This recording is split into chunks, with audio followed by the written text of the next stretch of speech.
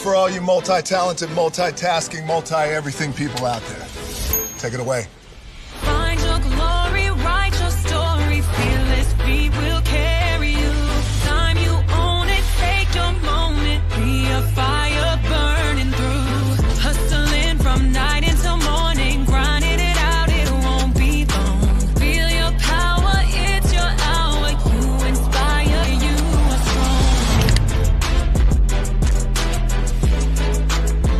Enjoy your Zola. No applause? You're all fired.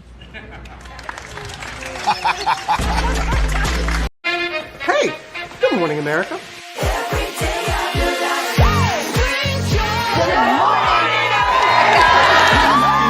Good morning, America. Good morning, America. Good morning, America.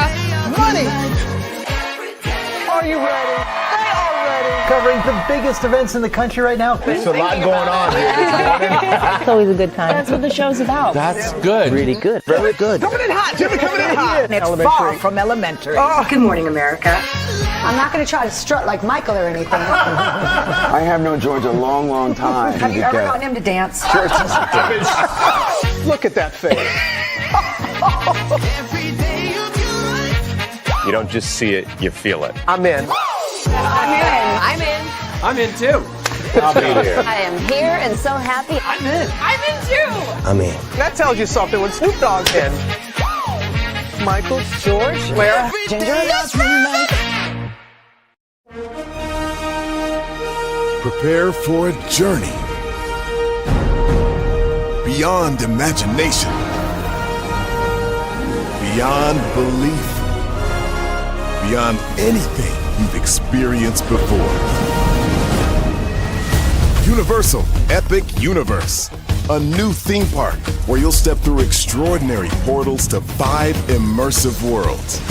Prepare for a cosmic voyage of discovery, an isle of fire-breathing excitement, a shadowy world of monsters and mystery, new wonders in the wizarding world, and a new way to play. Plus the splendor of a magnificent resort hotel overlooking the park. It's all new excitement at Universal Orlando Resort. A week's worth of vacation thrills with 4 amazing theme parks, a variety of spectacular themed hotels, and incredible dining and entertainment. It's all at Universal Orlando Resort, where you'll find new adventures every day. Explore the astonishing worlds of Universal Epic Universe at Universal Orlando Resort.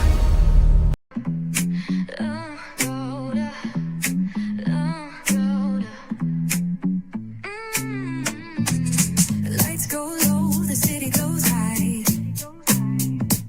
Stories untold under moonlit skies. Pray lonely, got the vibe, got the flow for the culture. Yeah, you already know. Turn it up, lean back, feel the breeze. Late night truths drifting through the trees. It's for the culture, by the culture. Pray lonely's got the soul to show ya. Breaking it down, lifting it higher. Feel the rhythm, spark the fire. Headlines flip with a soulful twist. Behind the scenes where the magic sits. It's the heartbeat of the now and the then, where the story starts and never ends. Tune in, lean in, feel the groove. Every moment, a vibe you can't lose.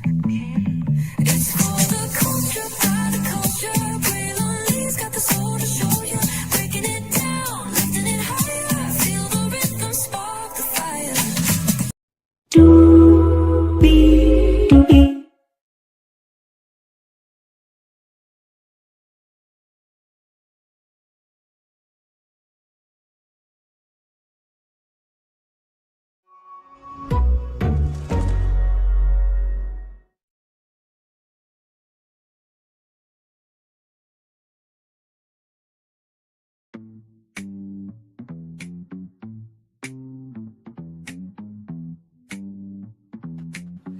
Well, hello.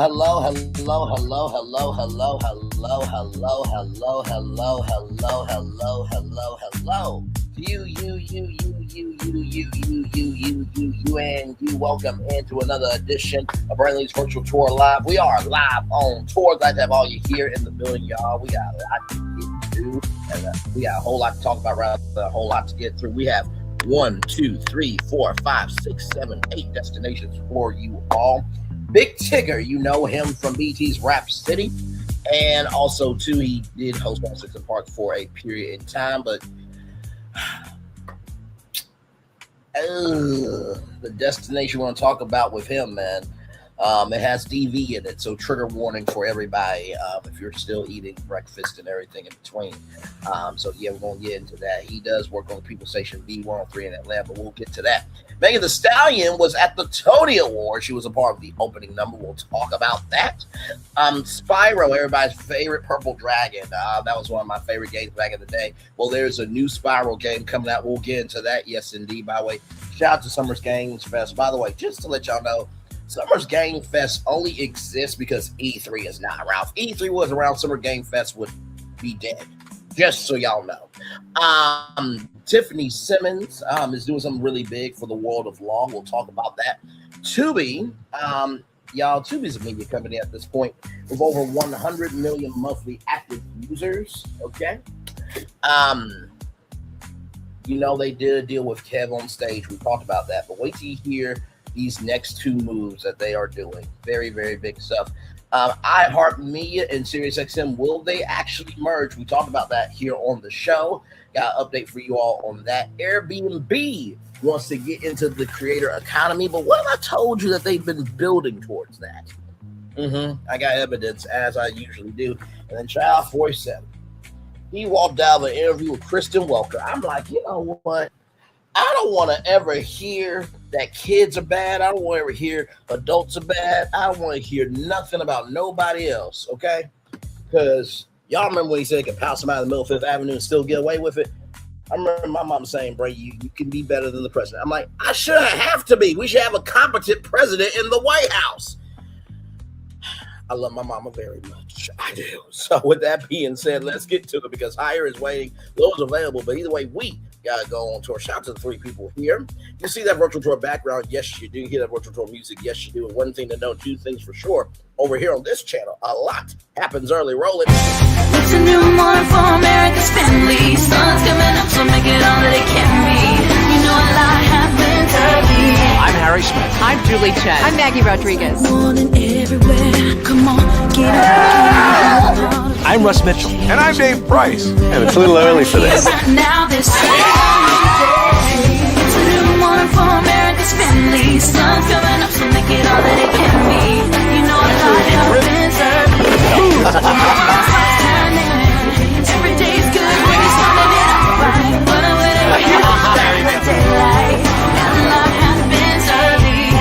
Can you feel it when I say? Good morning, everybody. Are you girls ready for the Jonas Brothers? We have an early show exclusive. Yes. A lot happens early. A lot happens Early. The Early Show, weekday mornings on CBS. It's a new morning. Yes, it is a new morning. Julie Chen, Moon Vincent, Russ Mitchell, Dave Price here, Smith, Maggie Rodriguez. You're absolutely right with this channel right here. A lot happens early. Good morning, everybody. Hopefully all is well for each and every single one of you. Let's get to the getting and doing what we do. We have 8 destined. Hang on, wait. I'm trying to get all the fingers in there. It's cut off. So that's 5. That's 8. 8 destinations for y'all. We're going to start off with Big Tigger. Oh, man, there's nothing bouncerific fun about this right here, y'all. And yes, I just pulled a Tigger on Big Tigger. Don't at me, okay? All right, let's get into some things here. So, we'll kick it off with the Jasmine brand here. Everything we know about the DV allegations against Big Tigger. So, this is Alicia Brown. Trigger warning for everybody.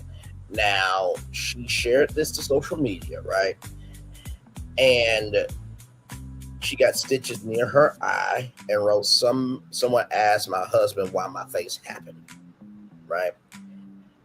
And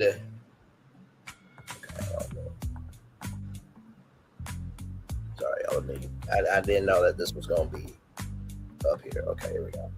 Upstairs in her room. Well, she was sleeping in her room, but we all know that is not happening. And Big Son's is upstairs in his room. Of course, he doesn't go anywhere else. It's upstairs in her room. Well, she was sleeping in her room, but we all know that is not happening. And Big Son's is upstairs in his room. Of course, he doesn't go anywhere else. It's upstairs in her room. Well, she was sleeping in her room, but we all know that is not happening. And Big Son's is upstairs in his room. Of course, he doesn't go anywhere else. It's upstairs in her room. Well, she was sleeping in her room, but we all know that is not happening. And Big Son's is upstairs in his room. Of course, he doesn't go anywhere else. When your friends call for the kids and not you, here's a global update. So I'm assuming that this had to do with their kids, right? So with that being said, let's go to Media Takeout now and fill you in with everything. Okay. For MediaTakeout.com, like I said, Big Tigger's wife accuses him of abuse and that he's cheating with his radio co-host. Okay. This is all alleged. All right, here we go. Big Tigger's baby mother, Alicia Brown, drops distressing, tearful videos exposing shocking injuries and accuses radio legend of workplace infidelity. An absolutely catastrophic, deeply horrifying domestic scandal has officially exploded right out of the Atlanta radio landscape, leaving the entire city in a state of pure paralyzed shock. Cybersecurity expert, or Cyber Bay as she is known, Alicia Brown, the longtime partner and mother to legendary media personality Big Tigger, Darian Morgan's son, completely set the internet on fire this week after taking to her personal social media platforms to unleash a series of highly emotional, deeply distressing videos and photographs. While the general public has long viewed Big Tigger as the pristine, untouchable veteran voice of the World's 3's Big Tigger Morning Show, like I said, he was on Rap City, on BT, and he did host 106 in Park, and he's been in the media game for a very long time. Alicia completely ripped the veil off of their private life. In the tear-soaked frantic footage uploaded to her timeline, Alicia directly exposed a series of highly visible, shocking physical injuries to her body, while blasting the radio host for devastating systematic issues within their relationship. While local commentators are scrambling for confirmation, fans across the country are heavily squinting at the radio icon as the disturbing allegations continue to gain terrifying traction. Now, I don't know if Michelle A.T. Alien is in the radio spaces of Atlanta. I know she's in the housewife spaces of Atlanta, but I don't know if she's in the radio spaces. But Michelle A.T. will probably know a lot more than most. So you can see this is from Unwind with Tasha K. Shout out to her. Here we go. That's not playing.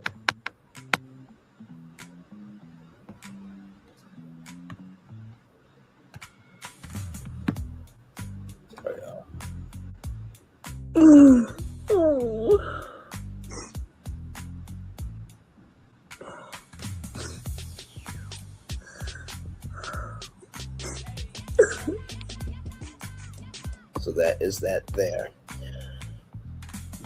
So apparently, I think Tasha K tried to delete the wife's name. I guess out of respect.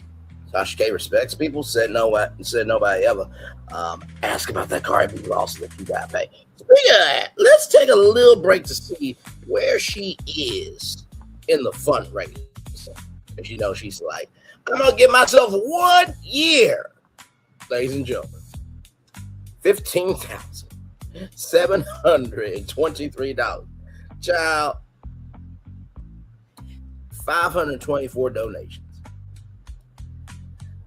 Ooh, Lord, you ain't that big as you thought, did you? Moving on, back to this. Something. All right, just wanted to bring that up.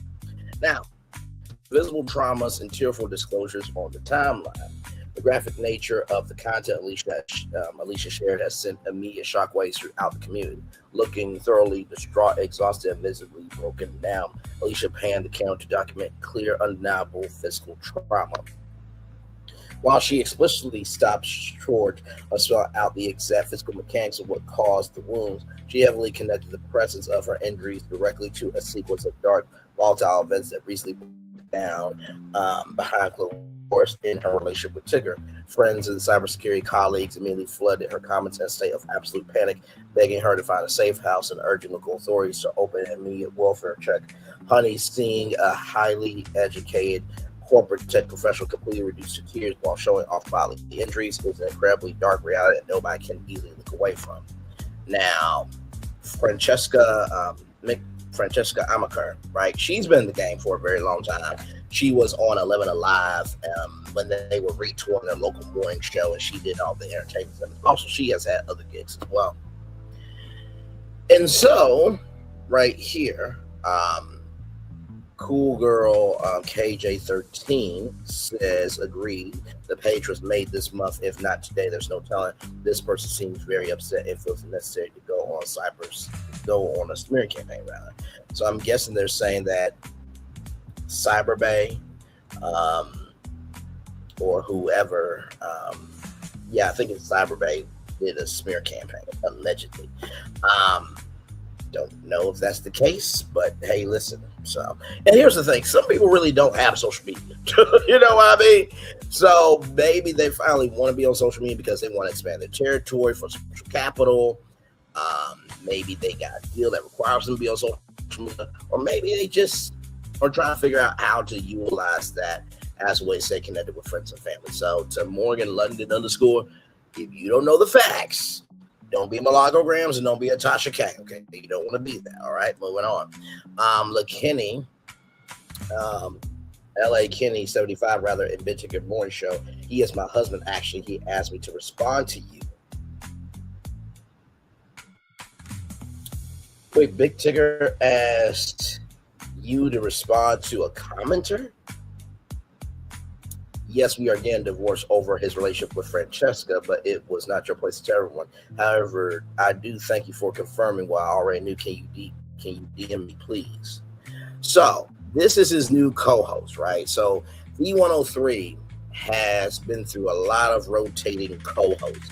I think the longest running duo was Frank Ski and Wanda, if everybody remembers. The shout out to the Forever 21s and Lane Bryant roasting Williams and Wanda Smith, right? Then of course Big Tigger came in. I believe there was Shamia. There was another brother and sister there. So they don't really rotate too often, but they've been trying to find this groove for Big Tigger because Atlanta is one of the top media markets in the country, and as y'all know, Black people are the primary target demographic there, and so of course, they want a Black morning show.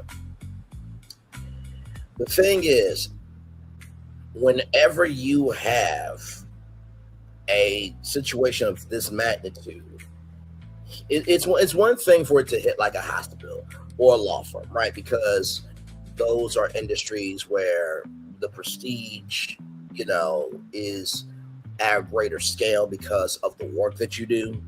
But radio is 4 to 5 hours a day. You're spending time with these people. You're calling into the show if you can call in. You're seeing these people at community events. You're sometimes seeing them at your grocery store. So radio has always been that immediate, has always been that platform of connection, more so than television, because with television, right, like Steve Harvey, for example, he tapes 185 episodes, 200 episodes of Family Feud in 6 to 8, right? You're not going to see him on the same streets that you and I are on, right? So that's why radio is more intimate of a platform than television. But with all that being said, let's get to this here. The workplace betrayal, accusing Tigger of stepping out with his new co-host, as if the fiscal implications weren't already entirely too much to process. Alicia blew the lid clean off Tigger's professional life by alleging, okay, this is her, not me, okay, a highly toxic, messy workplace affair. Alicia boldly claimed that the veteran host has been actively involved with his brand new on-air female co-host, Francesca Amaker. this is Francesca Amaker right here.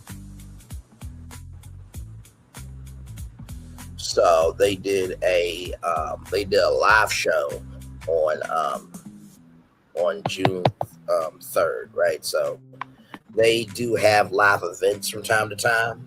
Sometimes they'll do. Well, here's the thing. I can't remember when somebody did like a live broadcast of their radio show out in public. I cannot remember the last time that has happened. I remember the Steve Harvey morning show used to do that, the Steve Harvey Neighborhood Awards, and when they did, live broadcasts from the Essence Festival of Culture, right? But that has happened in a long time. But I'm guessing this might have been a live broadcast, or this might have been like a separate event, right?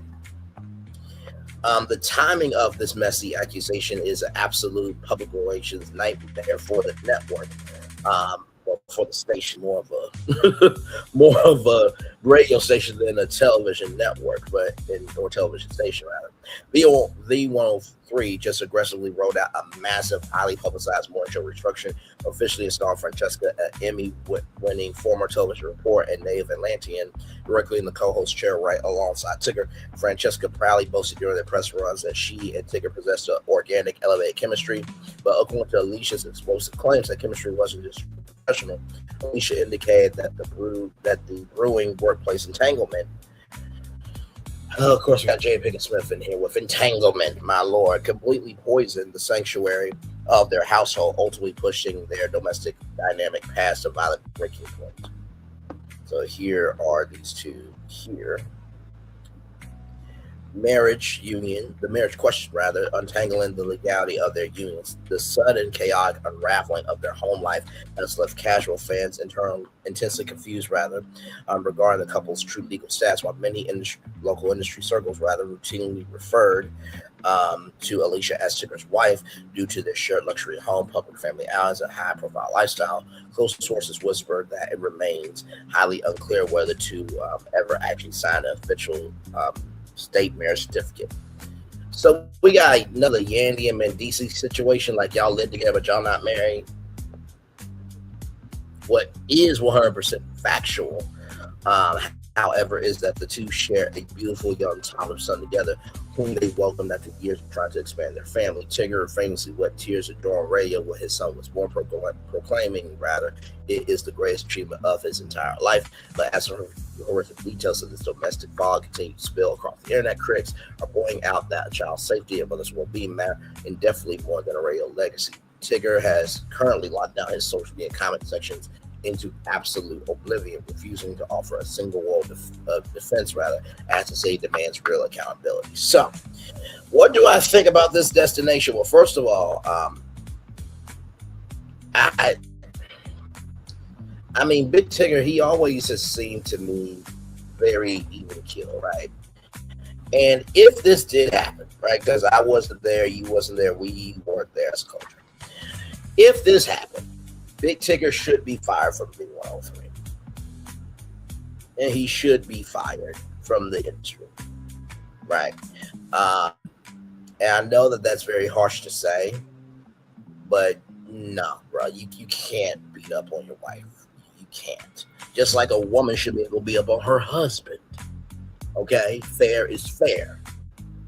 We don't want children to be abused. We don't want babies to be abused. Men and women should not be abused either, right? Now, of course, we do know that there are some women who do lie about being raped and everything in between, and those women deserve to be punished just like those men deserve to be punished as well for lying on women, right?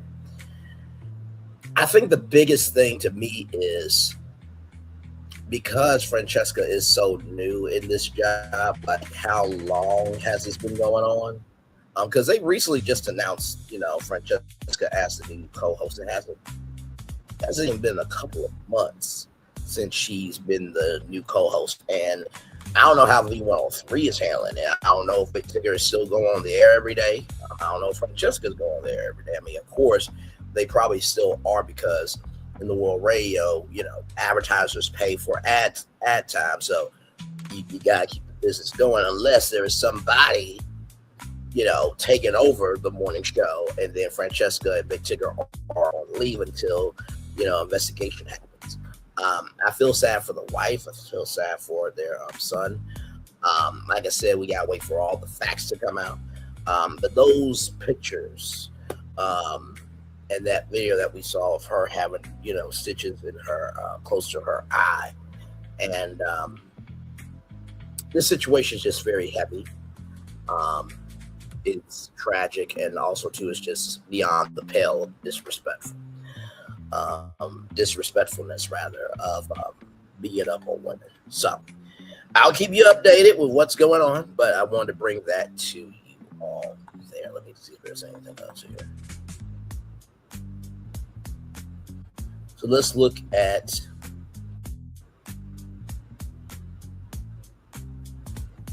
this here real quick. As speculation grew, this is from Jasmine Brand. Speculation grew immediately. Amaka rather seemingly addressed the rumors where he posted a message about hearing an untrue rumor, not knowing how to defend herself. Brown has also continued posting on social media since making the allegations, while Big Tigger still appears to follow her on Instagram. At this time, neither Big Tigger or Amaka has directly addressed Brown's allegations. No police report, arrest, criminal charges, restraining order, or lawsuit connected to the claims has been publicly identified as a publication. The abuse and infidelity allegations remain unverified claims. We don't see anything else. Yeah, okay. And also, too, apparently screenshots and recordings of the post continue to circulate online. And even though Alicia Brown did take it down, we all know once you put it up, somebody's going to clip it, somebody's going to screen record it, whatever. I'm confused. So he didn't beat her, and this is AI or something like that. These slides make no sense. The way I'll be tuned in tomorrow on V103, but I don't see those. Here's his good Brandy from Thin Line. Wait a minute, Big Tigger is married since when? I had no idea. I'm confused. I'm wrong, but it's giving Fatal Attraction vibes. DV is nothing to play around with. It's not. I am Bay, and by the way, beautiful face card there. Prayers up. Just posted stuff with no info. Messy. Not technically. I am Keza Moan. This is a actual story. Right, so they're posting what they. So the Jasmine Brand and me, everybody's posting what they have at the time. Right, we're not trying to be malograms or Tasha K or Nosy Ho or AL or any man that has moved in AL energy. We're not trying to be them. So we're waiting for everything to come out. But her day is still missing. SMA, she needs to be looking for her. Kind of confused on that comment there. So wait, it's a her. I thought he was a trade. Ain't nothing player about being a woman. Ain't nothing alpha about terrifying somebody who trusted you. Ain't nothing masculine about using your hands to hurt someone you were supposed to protect. As a culture, we need to stop rather giving abusive men hiding places. No more. That's their relationship. No more. He just lost control. No more. But he's a good man. Good men don't beat women. Period. DV is not a private issue when bruises, fear, trauma, and broken spirits are the outcome. It's a community issue. It's a family issue. It's a cultural issue, rather. It needs to come real consequences. If you put your hands on a woman, you should lose access to the rooms, platforms, friendships, opportunities, respect you thought you were entitled to. Because real men do not abuse women. Real men do not abuse women. Weak men do. And I will be the 67th person to like that comment, because I think that's the best one that sums all this up. All right, let's continue on. We do have more Bring This Virtual Tour live coming up right from this space right here, right now. Shout out to RawNow.com, celebrating 25 years on to the next 25 years. What Pink and Megan Thee Stallion pulled off at the Tony Awards. Pink's Tony Awards hosting Tony Awards hosting Davey Brown was anything but traditional. So as you guys know, Zittler was played by Megan Thee Stallion, so she came back for the opening number. Now, I'm going to be real with y'all. I gave my take on Megan. I did not like, let me say this on the big screen because I want everybody to hear me. I personally did not like the fact that Megan Thee Stallion cheated her fans out of all those other shows, because she was actually supposed to leave close to the end of May, I believe. And I guess she was going through a lot, right? She had exhaustion. She's human, right? I get that she broke up with Clay, but when fans are taking time, energy, money, a commitment, and what have you to come see you, I don't think people really understand that in this thing called life, your dream has a 1% chance of happening. There's a 99.9% chance that your dream will not come true. But somehow, for the 1%, your dream does come true. If it does, you hold on to that motherfucker and you ride that thing out until the wheels fall off. You understand? So I thought it was rude, tacky, and disrespectful for Megan not to finish out those shows for the fans. Now, I don't mean I hate Megan, right? I think Megan will be an EGOT winner, but the reason why I am not liking that decision is not just because of what I just said, but because Moulin Rouge is going to be done on Broadway for good. It's not coming back, right? So I know the cast was very supportive. I know the staff and crew were very supportive, but it would be understandable if it was a show that was still going to be on Broadway and then you left because you need to get yourself together. Understandable. But when it is a Broadway show that is ending for good, the least you can do is ride it out until the end, right? So that's just my take. But I still love Megan Thee Stallion, right? And like I said before, we can have an opinion, but not be like a Malago Brands or Tasha K or AL or any man that has done anything of that nature to a celebrity, right? So let's just keep it a buck. We can have our opinions of somebody and not like something that they do, but we don't gotta be an asshole about it. Okay, all right, moving on. Now back to this here. All right, Pink wasted no time hosting the Tony Awards on Sunday. She launched a ceremony for parody of Lady Marmalade, the 2001 hit originally recorded with Lil' Kim and Christina Aguilera from Moulin Rouge, retail as leading Lady Marmalade. The number gave a nod to Broadway's biggest stars, while Megan Thee Stallion stepped in to rework the rap originally delivered by Kim. And she said, "I don't know these guys. These guys were just holding some cake." I'm like, child, be lucky it wasn't me because I would have been eating the cake. Pink is like, wait, where's Megan? Braylon! I'm so...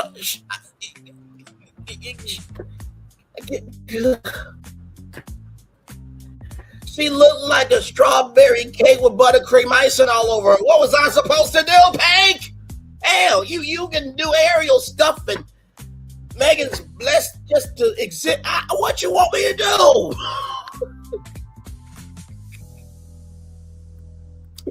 Moving on. Lee Michelle, not among this year's nominees, appeared to take on Christina's signature high note and showed that she wasn't there for the awards. The crowd ate it up.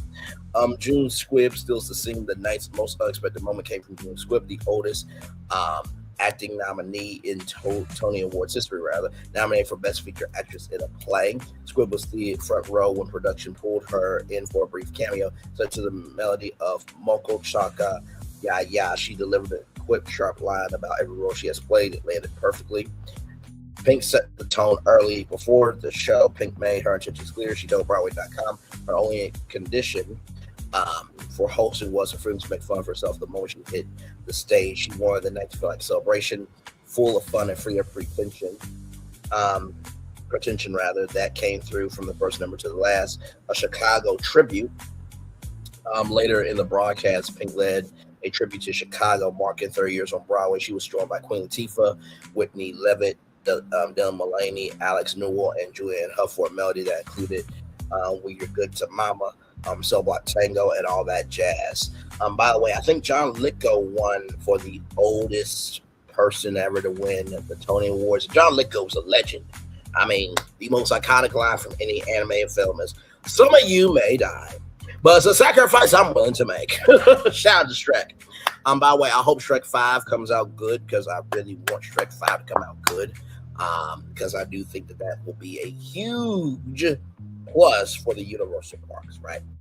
By the way, speaking of theme parks and stuff, I got a lot for y'all today because as I was getting ready for the tour, I saw some news that humbled me, and I'm like, oh my God, this company is asinine, as a 10, as 11, as 12, as 13, but we'll get to that on Tuesday, okay? Then we finally ended with Lamar Odom Jr. closes with Heart, the in the memoriam segment gave the evening's most emotional beat. Leslie Owen performed "Without You" from Rent as Slasher R, Diane Keane, Robert Redford, Robert Duvall, and others. The tribute closed with a quote from Rent director Jonathan Lawson: "Forgive, regret, or life is yours to miss. No other road, no other way, no day but today." So that is what you need to know about the Tony Awards. Congratulations to all the winners and even the nominees. Just to be nominated is something. Like when you get Emmy nominated, Grammy nominated, Oscar nominated, Tony nominated, like you do go up some ranks, okay? So, yes, indeed. I do believe Megan Thee Stallion will be an EGOT winner.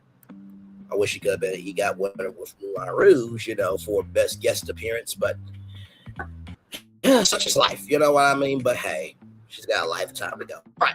More Brandon News Virtual Tour Live coming up right from the space right here and right now from Variety.com, everybody. Here we go. New Spyro game complete with franchise's first Dragonflight feature set for spring of 2027. So next year, I know. And there is Spyro. Look at that. Look at the dimensions of it. Spyro's eyes and the scales. Oh my God. They did their good show with this. Okay. Here we go.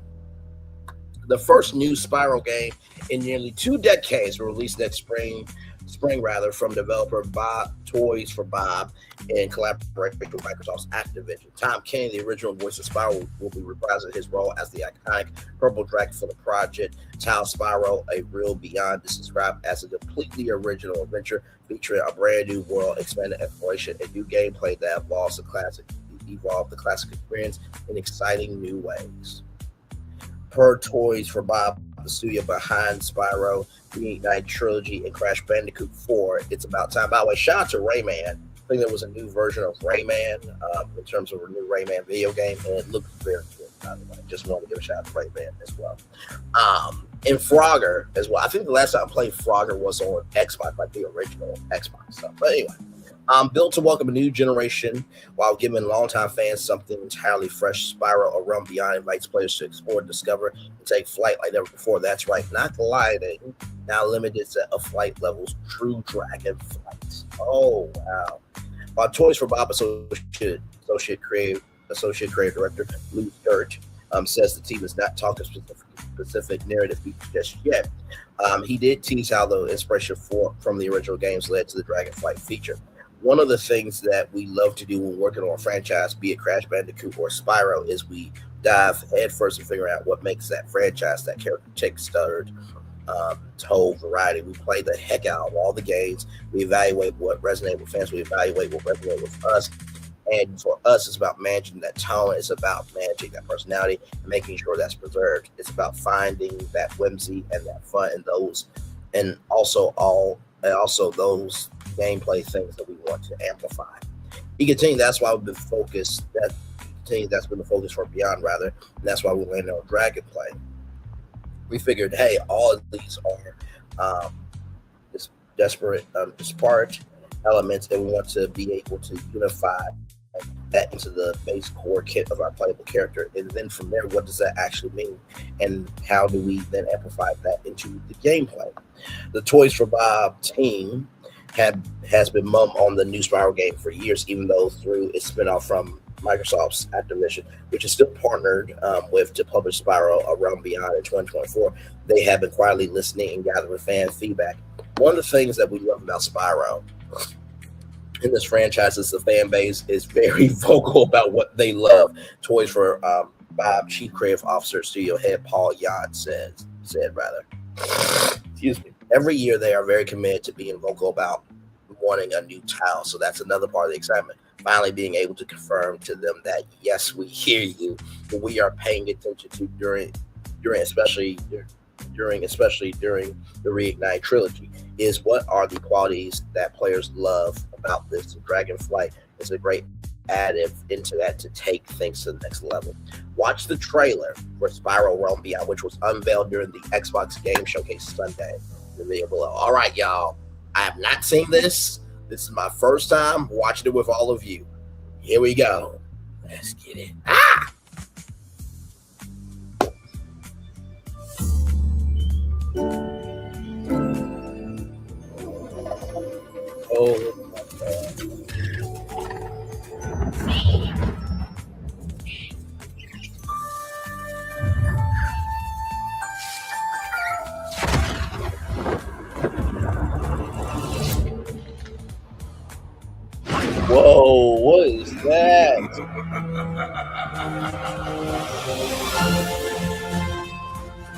Oh, there he is. There he is.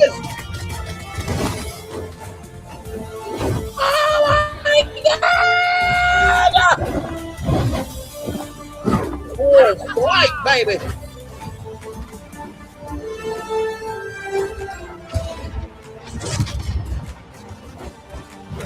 Oh boy! Look at this. Full flight. Oh my God. Oh, that looks so motherfucking good. This is why we need E3. Fuck Summer's Games Fest. Fuck Summer's Game Fest. Fuck Summer's Game Fest. And listen, I know the guy. What's the guy's name? What's the guy's name? I guess I need to bring his name. I need to bring his name up. And this is no disrespect to him. No disrespect to him at all.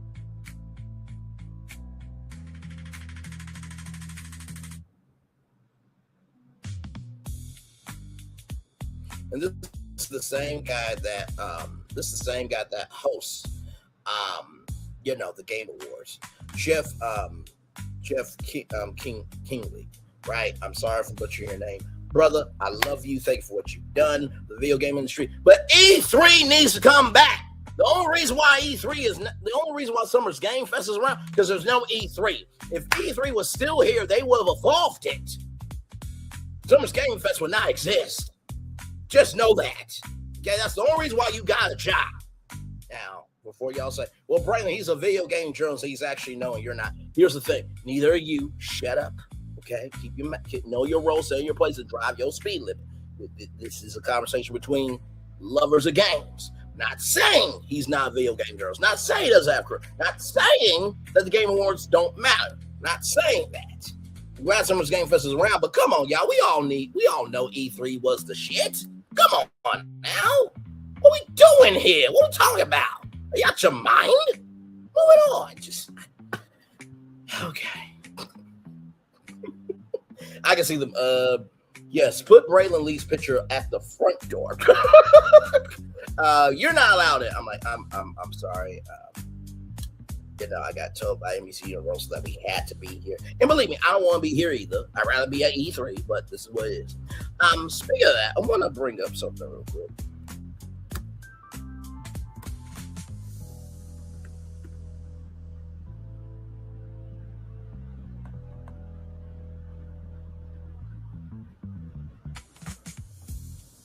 Because there was just a picture recently.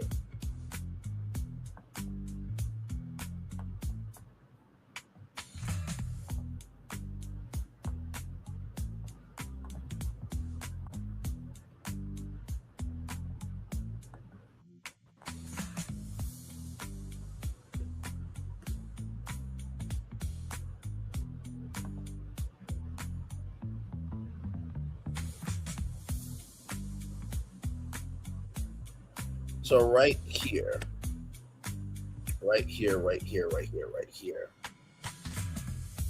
we were delighted to welcome ESA member, Nintendo of America's president and chief operating officer, Devin Pritchard, to ESAQ last week. The visit included a great discussion on our current work and upcoming priorities, along with time spent meeting with the ESA team and touring our DC office space. We value opportunities to work together to connect.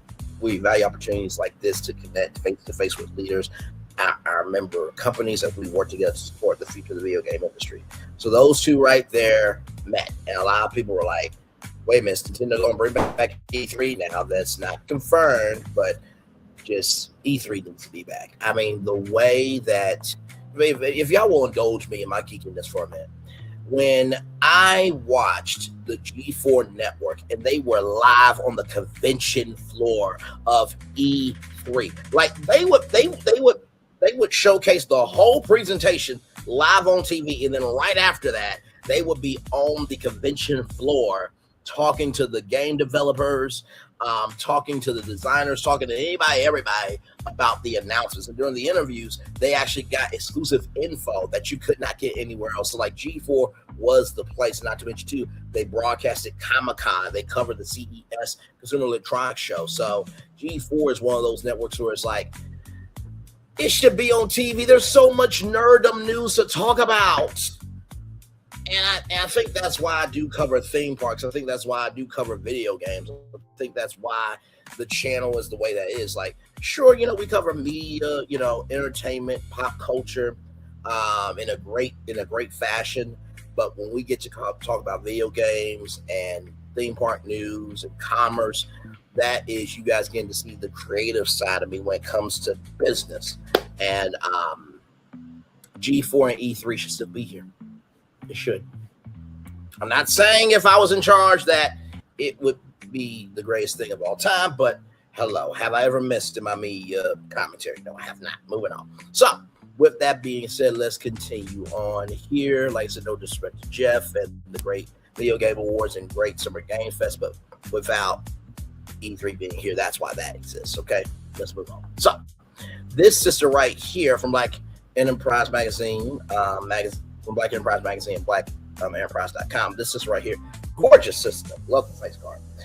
This Black attorney is building a lawyer museum in Atlanta and is documenting the journey in real time. Attorney Tiffany Simmons is widely known as the Plug's lawyer. Originally published on blacknews.com. Shout out to blacknews.com. We love them very much. Attorney, entrepreneur, and cultural strategist Tiffany Simmons, Esquire, widely known as the Plug's lawyer, is entering a new era of institution building following official recognition from the Atlanta City Council for her contributions to law, culture, philanthropy, and community impact. The official proclamation issued May 1st formally acknowledges Simmons' vision to establish the Lawyer Museum, a permanent world-class institution in Atlanta dedicated to preserving, documenting, and elevating the legacy of Black attorneys and their contributions to justice in America. Absolutely amazing. Simmons has spent more than 16 years building influence across law, media, publishing, philanthropy, and cultural programming without institutional backing or traditional gatekeepers. Through Simmons Law, LLC, and media platforms, including Hood Court. Oh my God. I can only imagine the episodes. She has become known for merging legal authority with cultural conversation in ways that reach beyond the courtroom. Now that work is evolving into something larger, a public movement centered around preserving legal history, creating cultural experiences, and building permanent institutions designed to outlive her. This is bigger than a museum, Simmons said. This is about documenting history while we are still living it, rather. I was about to say, or still alive to create it. Preserving the brilliance of Black attorneys and creating a permanent space where culture, justice, education, and legacy meet. The proclamation specifically recognizes Simmons' leadership, in advancing the Lawyer Museum initiative, while also acknowledging her impact through civil engagement, philanthropy, mentorship, and cultural leadership throughout the city of Atlanta. Throughout spring and summer 2026, select public experiences hosted by the Plug's Lawyer brand will support fundraising efforts toward the permanent home of the Lawyer Museum in Atlanta. So this is already passed, but this was one of the experiences. Champions Coachella. I'm surprised she didn't get a suit from the Coachella organization, because I remember when DJ Envy tried to do Coachella, he got some paperwork from the Coachella people. But continuing on, the May 1st, 2026 premier fundraiser brought together leaders across law, media, philanthropy, and arts. Reiki for Youth, a Mother's Day wellness initiative focused on healing, mindfulness, and emotional wellness for young people. Paddles and Pours, June 21st, so this is coming up, a June 21st, 2026 cultural summer experience in Atlanta, blending music, community, wellness, and philanthropy. Simmons is also documenting the road to opening the Lawyer Museum in real time, a journey expected to serve as the foundation for a future documentary project centered on law, power, culture, resilience, and legacy building in modern America. The Lawyer Museum is projected to open its permanent Atlanta location by December 2026. Oh, she's talking this year. Oh, okay. Go for it, prosper, and multiply. Tiffany Simmons is an Atlanta-based trial attorney, founder, media personality, entrepreneur, and cultural strategist. Known as the Plug's lawyer, she is the founder of Simmons Law LLC, creator of Hood Court, and the visionary behind the Lawyer Museum Initiative. In May 2026, Atlanta City Council officially recognized Simmons for her contributions to law, culture, philanthropy, and community impact. Learn more at theplugslawyer.com. So, first of all, what do I think about this destination? First of all, it's been long overdue. I think the way that Ida B. Wells recorded what happened with us being hanged from trees to Daisy Bates and what she did with the newspaper in Little Rock, Arkansas, and covering the people that defended us, right, to clear our names. I think a museum is a beautiful tribute to the past. It's a beautiful tribute to, recognize what's happening now, and it's a great time capsule to showcase the future that, hey, guess what? We do have power. Amen. Amen there. So here she is here. $160 million verdict earner. Come on. That is amazing.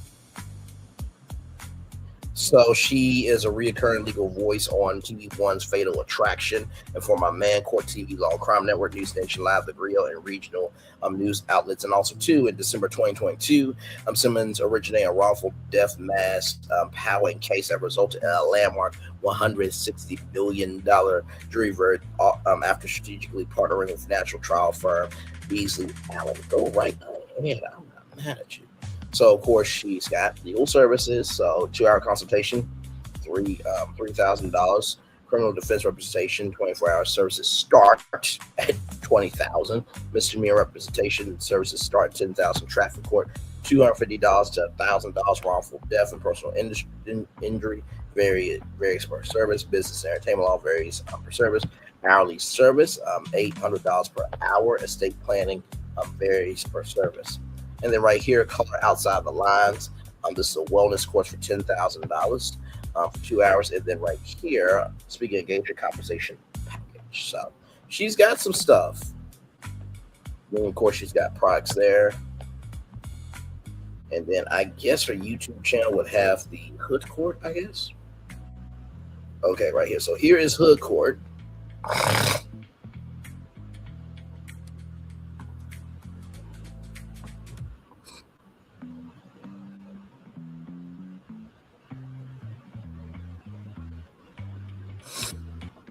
So I'm guessing who set Yundolf up. So I'm guessing this is just her taking. Now I thought Hood Court was like, an actual courtroom show.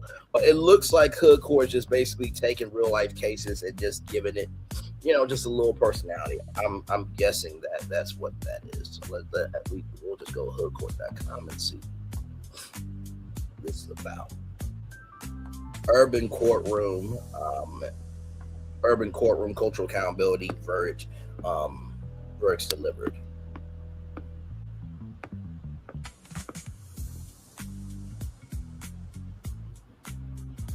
So she launched this on she launched it 2020 on Instagram Live, 250,000 peak live viewers per show, transitioned to produce YouTube episodes, trademark brand, and she is looking for a bailiff, right?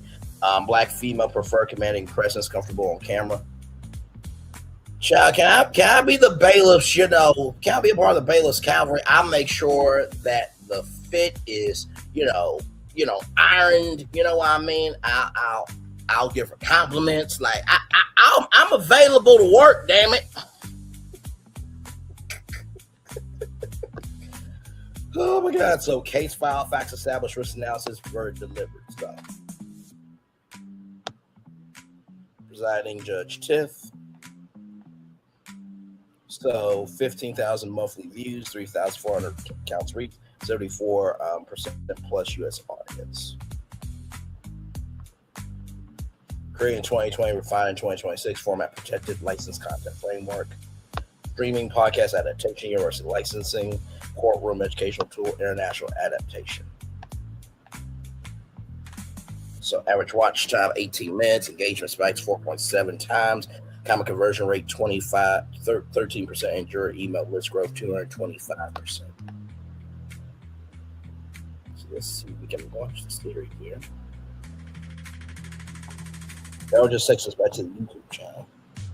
So I'm confused here. I'm trying to find.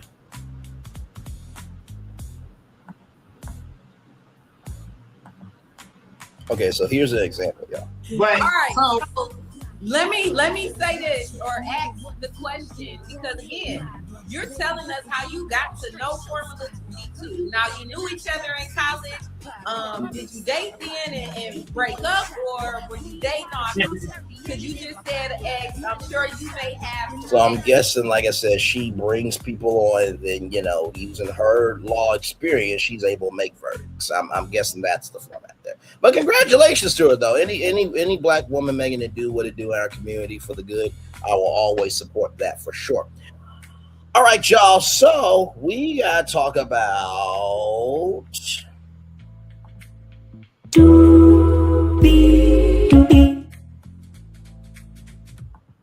Yes, we do. We do have to talk about some Tubi here. Here we go from cordcuttersnews.com. Here we go, everybody.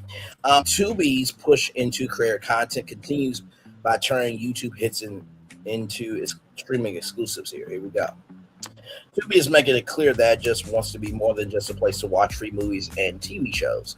Over the past several weeks, the free ad-supported streaming service has expanded its lineup with new live channels, video podcasts, and creator-led programming. It's also now bringing one of YouTube's most popular automotive series to a wider streaming audience. The latest example is High Low, the flagship series from Donut Media, which recently debuted an exclusive new season on Tubi. The move highlights a growing trend in streaming platforms look beyond traditional television and toward creators with massive built-in audiences. Donut Media's popular series High Low series finds a new home.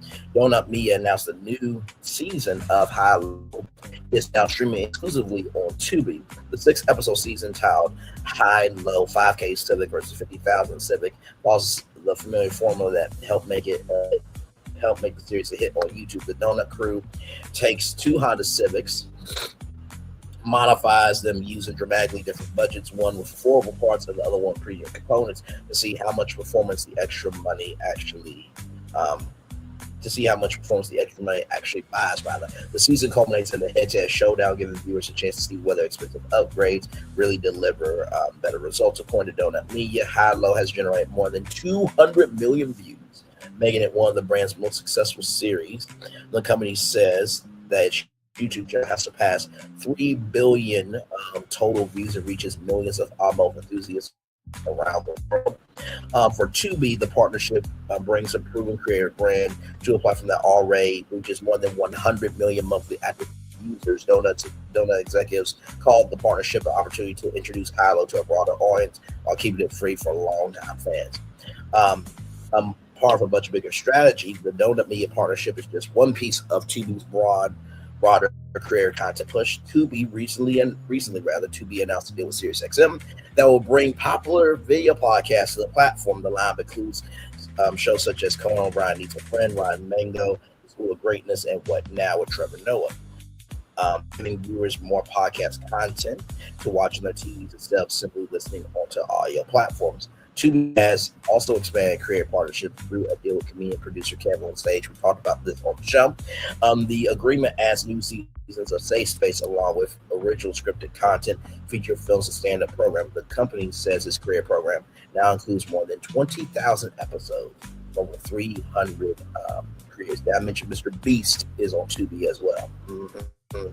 Taken together, these moves show how Tubi is positioning itself differently from many other free streaming services. Rather than relying solely on licensed movies, TV reruns, and free advertised streaming television channels, the platform is investing in creators who already have passionate fan communities. At the same time, Tubi continues to expand its traditional free advertised streaming television offerings after recently adding 5 new channels, including Jubilee, Law and Crime, Mythical 24/7, Love Island, and Paternity. These additions give viewers even more always-on content without requiring a subscription, reinforcing Tubi's position as one of the largest free streaming services available in the United States. The service still offers thousands of free movies and TV shows. It's also becoming a destination for content that originates outside of traditional Hollywood. From video, podcasts, and career-led series to exclusive releases from major YouTube brands like Donut Media, Tubi is building a library that viewers won't necessarily be able to find on competing free advertising streaming television platforms. In a crowded streaming landscape, Tubi is standing out by betting on creators and the artists they built, playing a major role in the future of free streaming. So, what do I think about this? I'm not surprised by this at all. Like I told y'all, there was studios from Tubi where your movie or TV show could be a Tubi original. That's why you guys always see Tubi.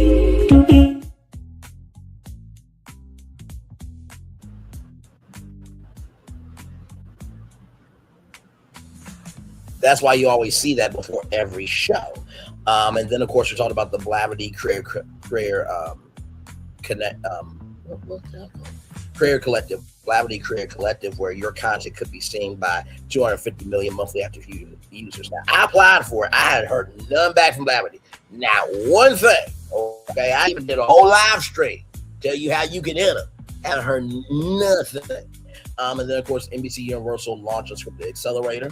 By the way, you have 1 week, 7 whole days, in the words of Tony Braxton, to submit your television concept or pitch for your chance to be one of 5 to get a $20,000 development deal from NBC Universal, where your show can be built up by them, and it could be a possible green light consideration to air on Peacock,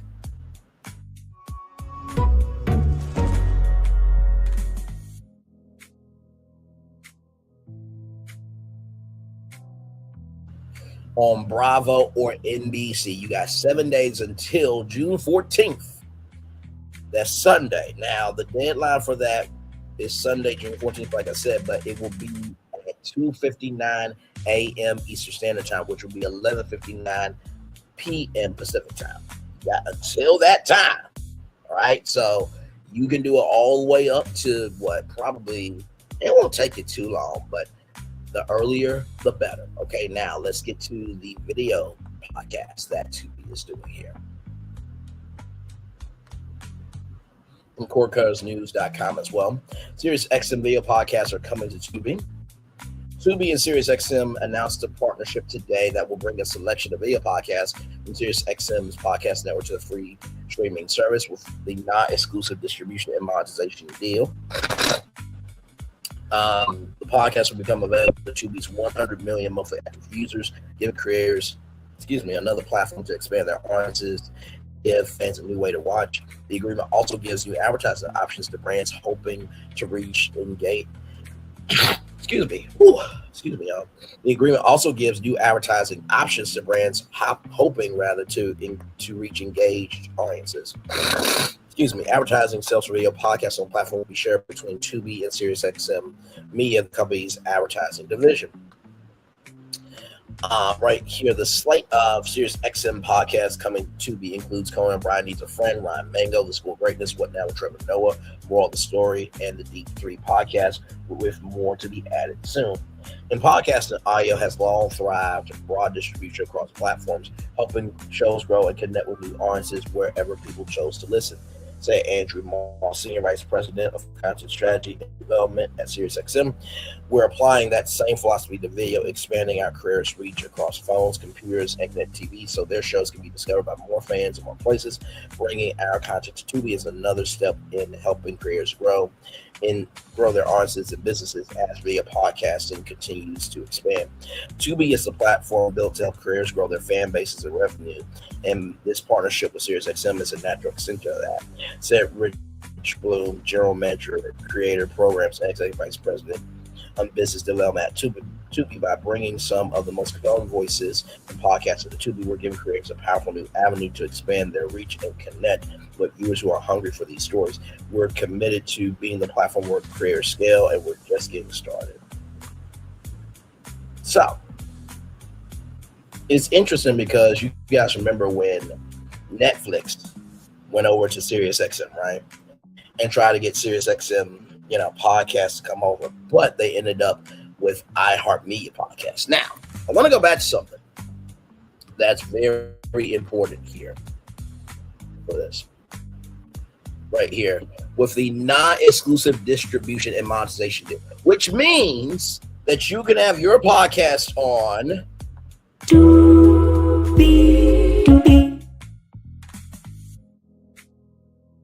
and also be everywhere else. So those video podcasts are actually going to grow a whole lot more than the iHeartMedia podcasts that are just on Netflix. So like, you know how the Breakfast Club is broadcasting live every day on Netflix? I promise you nobody's watching. I promise you nobody's watching. I promise you nobody's watching. Now, I'm being facetious in that. Obviously, there are people watching, but it's not going to be a big audience, y'all. For real.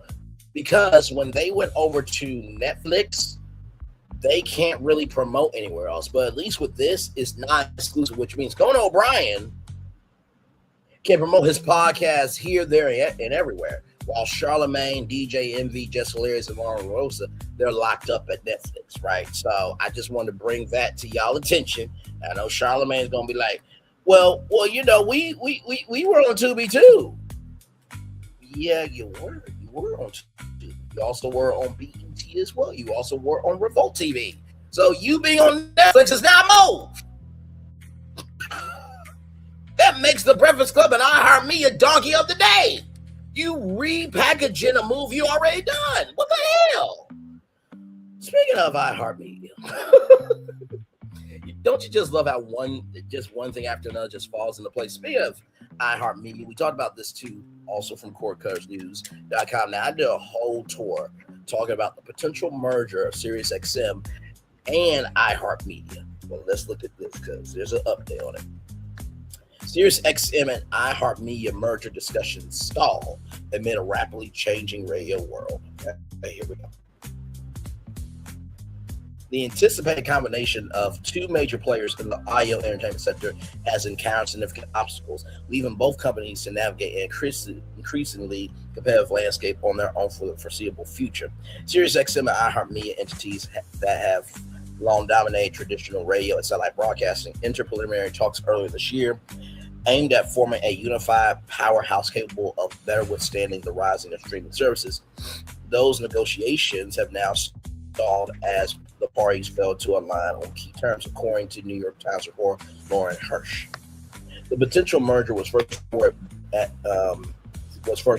as in the works back in April, and would have merged SiriusXM's satellite radio network, known for its subscription-based model and exclusive talent agreements, with iHeartMedia's vast portfolio of terrestrial radio stations and expansive digital offerings. Together, the companies could have controlled a substantial share of the U.S. audio market, not streamlining.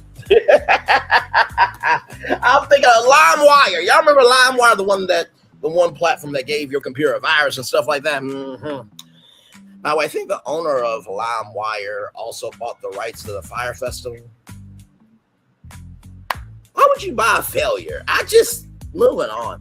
But streamlining operations across content production, advertising, sales, and audience engagement, industry insiders have speculated that such a deal might accelerate innovation in podcasting, digital video, and personalized audio experiences while addressing overlapping challenges like declining linear radio listenership and escalating competition from platforms such as Spotify, Apple Music, Napster, and others. Both organizations have invested heavily. And Tidal as well. We're not Tidal.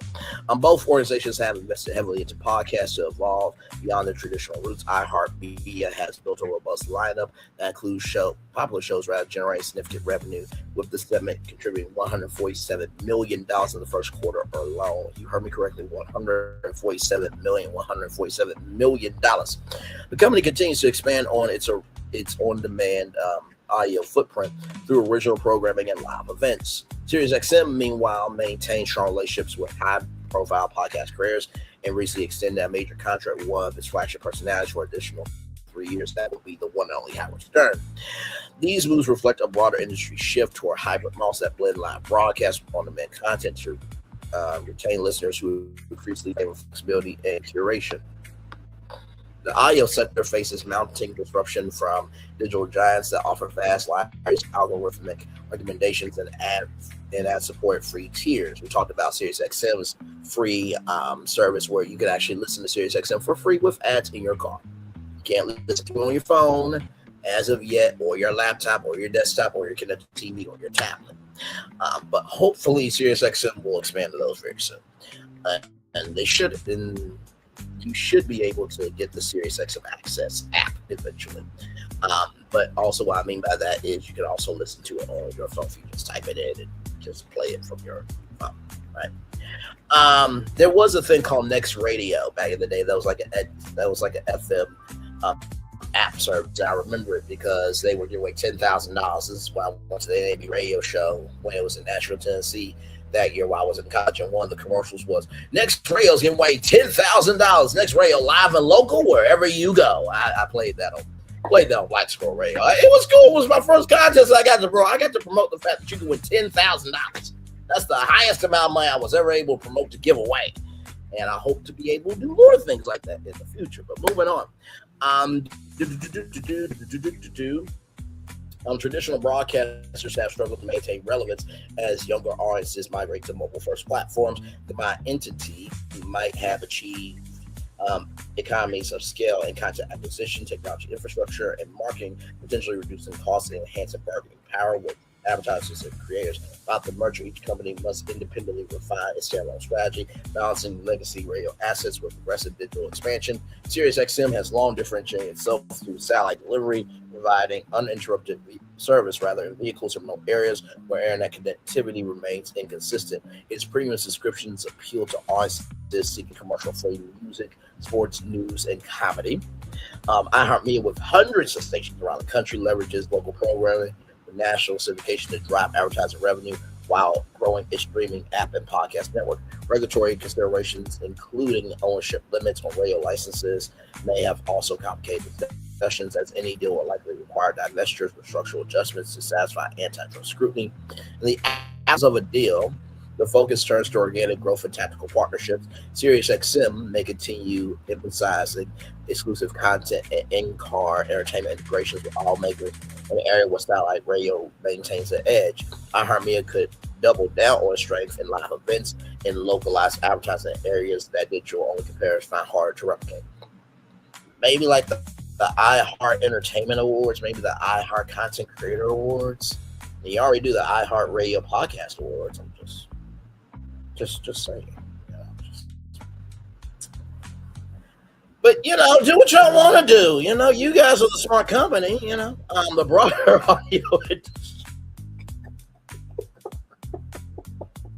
You saw the thumbnail. You know my voice is Derry. You know why you're here. Don't look at me like that. Don't look at me like that. Don't look at me like that. How many times have I told y'all that iHeart should expand their live events, right?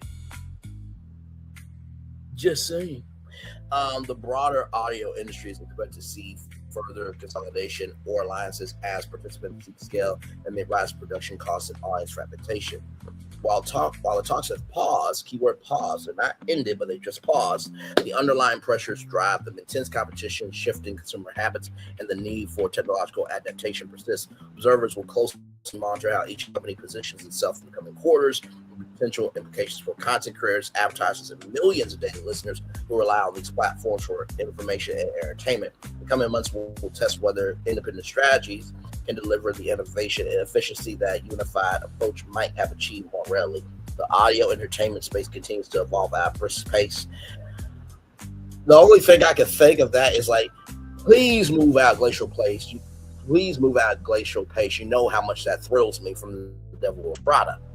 And the outcome of these stall negotiations serve as a reminder that even promising alignments can falter when details prove difficult to resolve. Stakeholders across the industry will be watching to see what strategic pivots emerge next. What do I think about this destination? I'm not surprised that talks are paused. I think the licensing, and also too, is iHeartRadio want to give up all these radio stations across the country because that's their infrastructure, right? And then SiriusXM, they have exclusive deals with, personalities and podcasters and everything else. So they have, so this is the thing.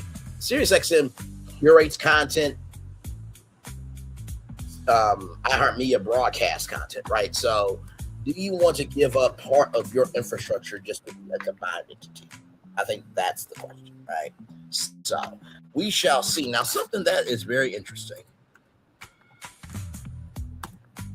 that I want to bring up to you all is something that both companies did. Okay.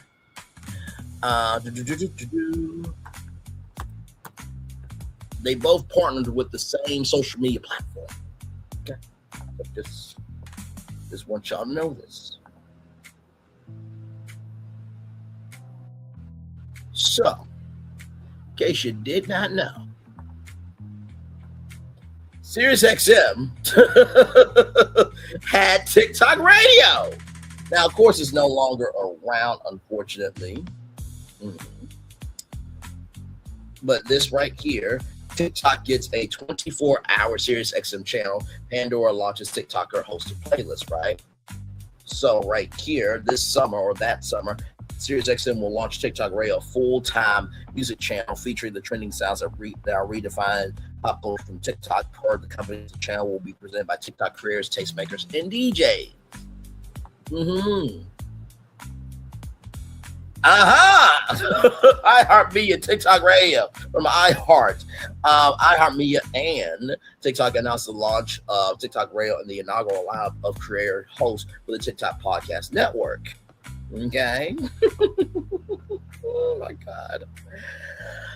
Introducing TikTok Radio from iHeart. TikTok is the go-to platform where culture, entertainment, music collide, and iHeart will extend that experience beyond the 4U feed with TikTok Radio. The new station will blend TikTok's discovery engine and cultural impact with iHeart's programming expertise and trusted personalities to give fans a new way to listen to their favorite artists' full tracks while diving deeper into the stories, trends, and moments that turn them into a cultural phenomenon, right?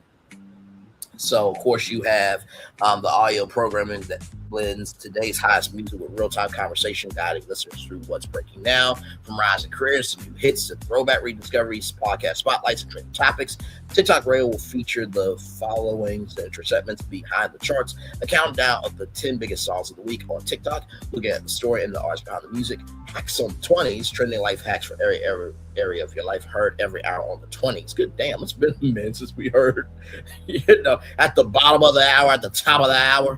I think that's still a thing in radio, but on the 20s, on the 10s, on the 30s, that's okay. I see y'all still doing radio. That makes me happy.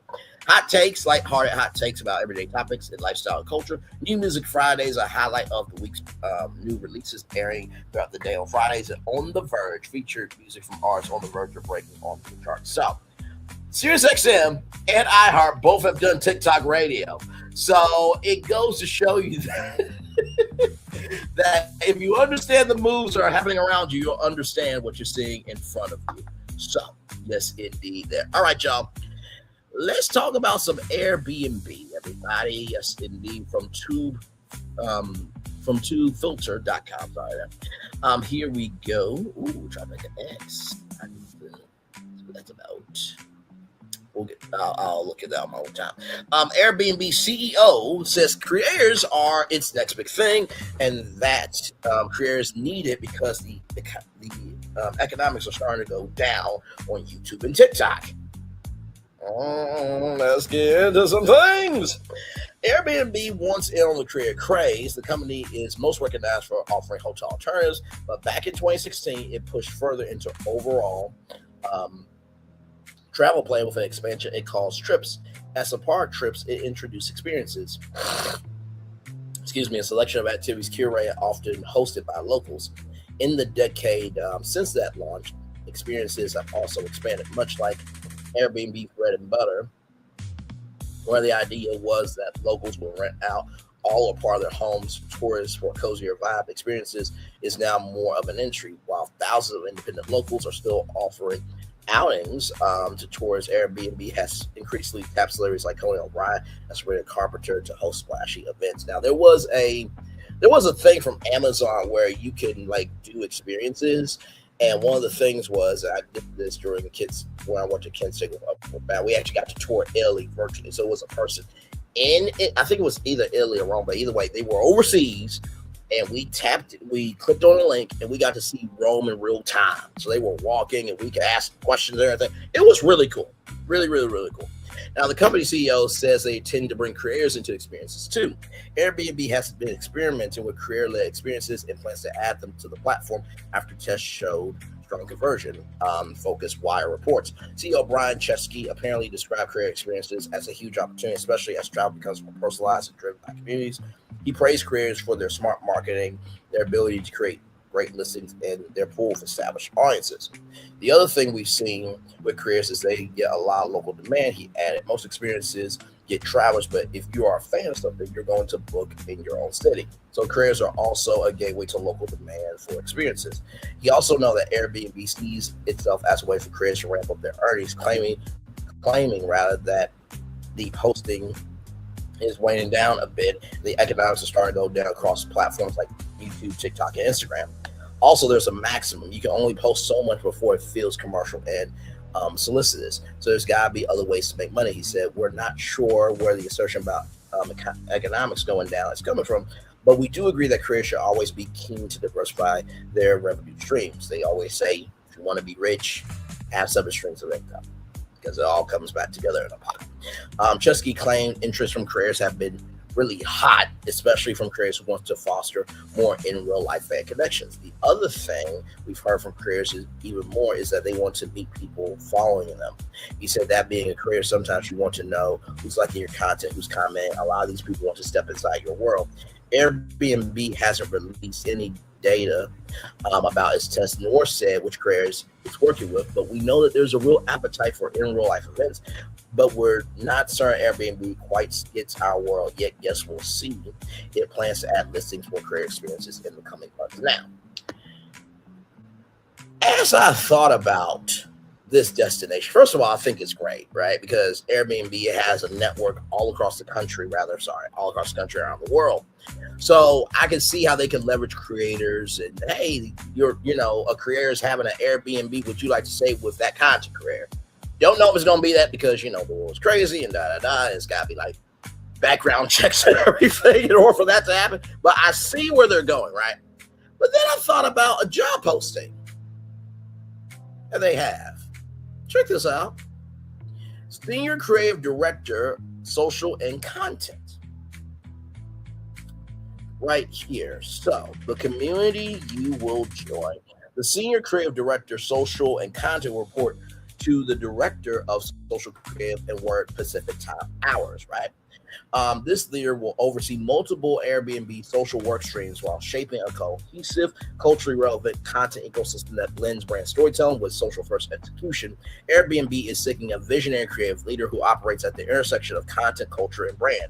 This role is part of our internal multidisciplinary creative team, partnering across marketing, products, communications, and external creators to develop ideas that travel across platforms and live beyond campaigns. This is a hands-on leadership role for someone who's built social native content systems and not just campaigns, but understands how to create work that audiences choose to watch, follow, and share. The difference you'll make. Our ideal candidate has led the development of highly engaging platform native content for global audiences, especially within YouTube and other video-first ecosystems. It understands how to build repeatable formats, series, or franchises that grow audiences over time. They bring a strong viewpoint on how brand and content coexist and know how to move fluidly between editorial and entertainment-driven storytelling, brand building and business objectives, reactive cultural moments, and long-term content strategy. This person is deeply fluent in social platforms, Instagram, TikTok, YouTube, etc., but more importantly, understands how audiences behave differently across them and how to create those behaviors, not just distribute to them. They will partner closely with brand marketing and insights teams to translate strategy into work that's both creatively ambitious and culturally resonant, with a track record of ideas that drive conversation sharing, and earned attention. A typical day, lead creative across multiple social and content work streams, ensuring output is distinctive, culturally relevant, and aligned with Airbnb's brand vision. Develop and guide content formats, series, and repeatable franchises, not just one-off campaigns. Be hands-on and concepting and storytelling while also setting a clear creative vision for teams and partners. Collaborate with internal teams, external creators, and production partners to bring ideas to life at scale. Build strong partnerships across brand, marketing, communications, and product to ensure cohesion across all touch points. Partner with creative operations and production to scale out, especially without compromising quality. Mentor and grow a team of multidisciplinary creatives, fostering a culture of curiosity, craft, and experimentation. And then, of course, right here, your expertise, 12 plus years of creative leadership across social content and brand storytelling, proven success developing YouTube first or video-led content in series, channels, or recurring formats that have built and retained audiences. Experience operating in environments where editorial, entertainment, brand, and effect. Strong understanding of platform mechanics, especially video platforms like YouTube and TikTok, how content succeeds within them. Experience collaborating with creators, influencers, and talent, not just directed campaigns, but co-creating content. Ability to translate insights, data, and strategy into compelling creative work that people actively engage with. Experience leading both internal teams and external partners, agencies, production companies, and creators. Strong storytelling instincts with a high bar for craft across video, design, narrative, excellent leadership, communication, organizational skills, and a deep curiosity about culture, media, and how audiences engage with content today. So when you think about this job, going back to this article, saying that they are ready to work with creators, it makes sense. 1 + 1 equals 2. Okay? So I see where they're going with this. And so whoever gets hired, they need to utilize this article and the words from CEO as their roadmap to everything. Now, remember I said to you that, yes, Airbnb wants to work with content creators, but what if I told you that they've been in the process of getting ready to do it? Here it is from Variety.com. Airbnb will let you book celebrity-hosted experiences with Megan Thee Stallion, Sabrina Carpenter, 17, Patrick Mahomes, and more. So Megan Thee Stallion did a anime experience. Okay, it's over now. Can't do it anymore, right? But anyway, let's continue on. Airbnb, as a part of promoting its revamped and expanded vacation bookings, had teamed up with several celebrities to offer once-in-a-lifetime meet and greets, but only a few lucky fans may be able to actually secure them. The travel site introduced Airbnb Originals, which the company touts as extraordinary experiences hosted by the world's most interested people. Initial celebrities in the mix are Megan Thee Stallion, Los Angeles, with whom you can transform into your anime alter ego in her Otanu Hottie Quest, where you actually got to eat ramen noodles and, you know, eat food of the culture, not to mention you got to drink chicas versus tequila, and Megan Thee Stallion actually showed up. Right, so that was cool. Kansas City Chiefs star Patrick Mahomes, Kansas City, with whom you can learn to throw the perfect spiral and enjoy Kansas City barbecue on Sunday. K-pop group 17 Soul, who just celebrated their 10-year anniversary, will have created a space that will allow us to soak in the decade of memories we share together, every song, every stage, every moment. Those 3 experiences are free, but there is limited availability. An Airbnb rep said the celebrity-hosted experiences are available on a first-come, first-served basis. Users who sign up. Airbnb is paying a fee to the celebrities as a part of the promotion. Upcoming experiences will include one from Sabrina Carpenter, who will host a day of glam dancing and espresso in LA. From Girl Meets World on Disney Channel to where she is now, Sabrina Carpenter, hats off to you, my sister. Another from Colombian singer Carol G, who writes, "Come visit me in my hometown where I'll show you one of my favorite places in the world." You know, I love a good cosplay moment. Megan says in her description of her Airbnb experience, "My passion for anime has always been front and center, even in my music. It's more than entertainment. It's a way to express different sides of myself, shape-shifting into whoever I want to be. And I want that for you too. But to activate your inner otaku, you got to earn and complete my otaku high quest to unlock a whole new persona." Hosts of Airbnb Originals are able to set their own prices for such curated experiences. Others being co-designed with celebrity hosts including Keke Palmer, Jamie Rosati, Glenn Dole, Abby Wambach, Dave Matambe, and Chance the Rapper. In addition, Airbnb users can learn pastry making at the renowned French Bastards Bakery with Chef Raphael and play beach volleyball with Olympian Carol Solberg on Rio de Janeiro's Le Bon Beach. Yeah, the celebrity bookings are now part of the expanded Airbnb's experiences selection, which now includes tours, outings, and events hosted by locals who know their city best. The company is launching experiences in 650 cities around the world. Those include landmark museum and cultural experiences, food tours, cooking classes, and dining experiences, outdoors, water sports, and wildlife experiences, shopping experiences, workout, wellness, and beauty experiences. Airbnb experiences are vetted for quality with a focus on expertise, reputation, and authenticity. According to the company, hosts are assessed across areas like experience, their connection to the city, and gets feedback on an ongoing basis. In addition, the company is introducing Airbnb services to let you book personal trainers, spot appointments, and more. Initially available in 10 categories across 260 cities. The first categories are chef, photography, massage, and spa treatments, personal training, hair, makeup, nails, repair, meals, and catering. As with the experiences, the company says Airbnb services are vetted for quality through evaluation of expertise and reputation. Service hosts have an average of 10 years of experience and have completed Airbnb's identity verification process and are required to submit relevant licenses and certifications. Airbnb has also redesigned its app, which has been rebuilt from the ground up so you can easily book everything in one place. After you book a location, the app suggests services and experiences will think you love based on where you're staying and who you're with. According to Airbnb, when you arrive at your destination, the app welcomes you with a detailed itinerary, including check-in details and a day-to-day view of everything you booked on Airbnb.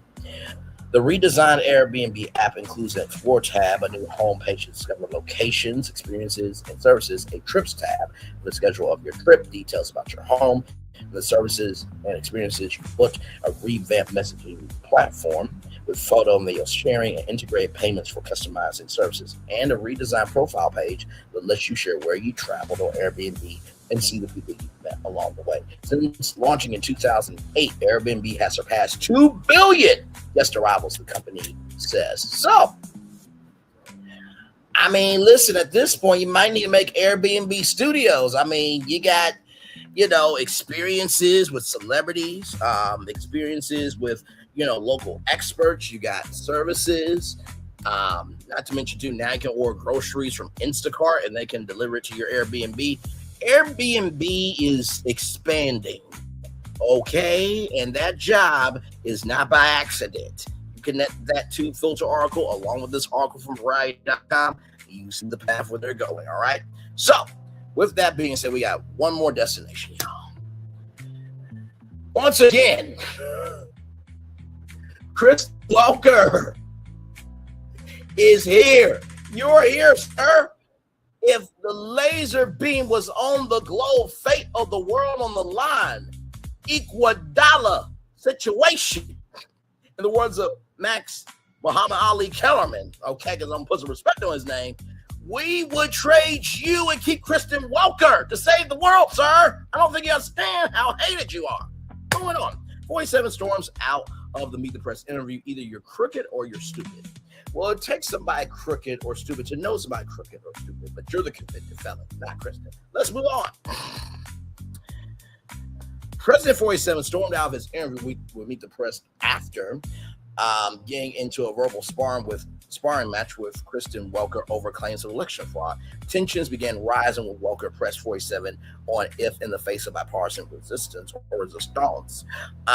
He planned to push forward with his $1.8 billion anti-weaponization fund meant to protect individuals who claim to be persecuted by the federal government. Dude, let me tell you something. You got to get a $1.8 million fund to protect individuals persecuted by the government. Do you know that most of the persecution has been words, sir?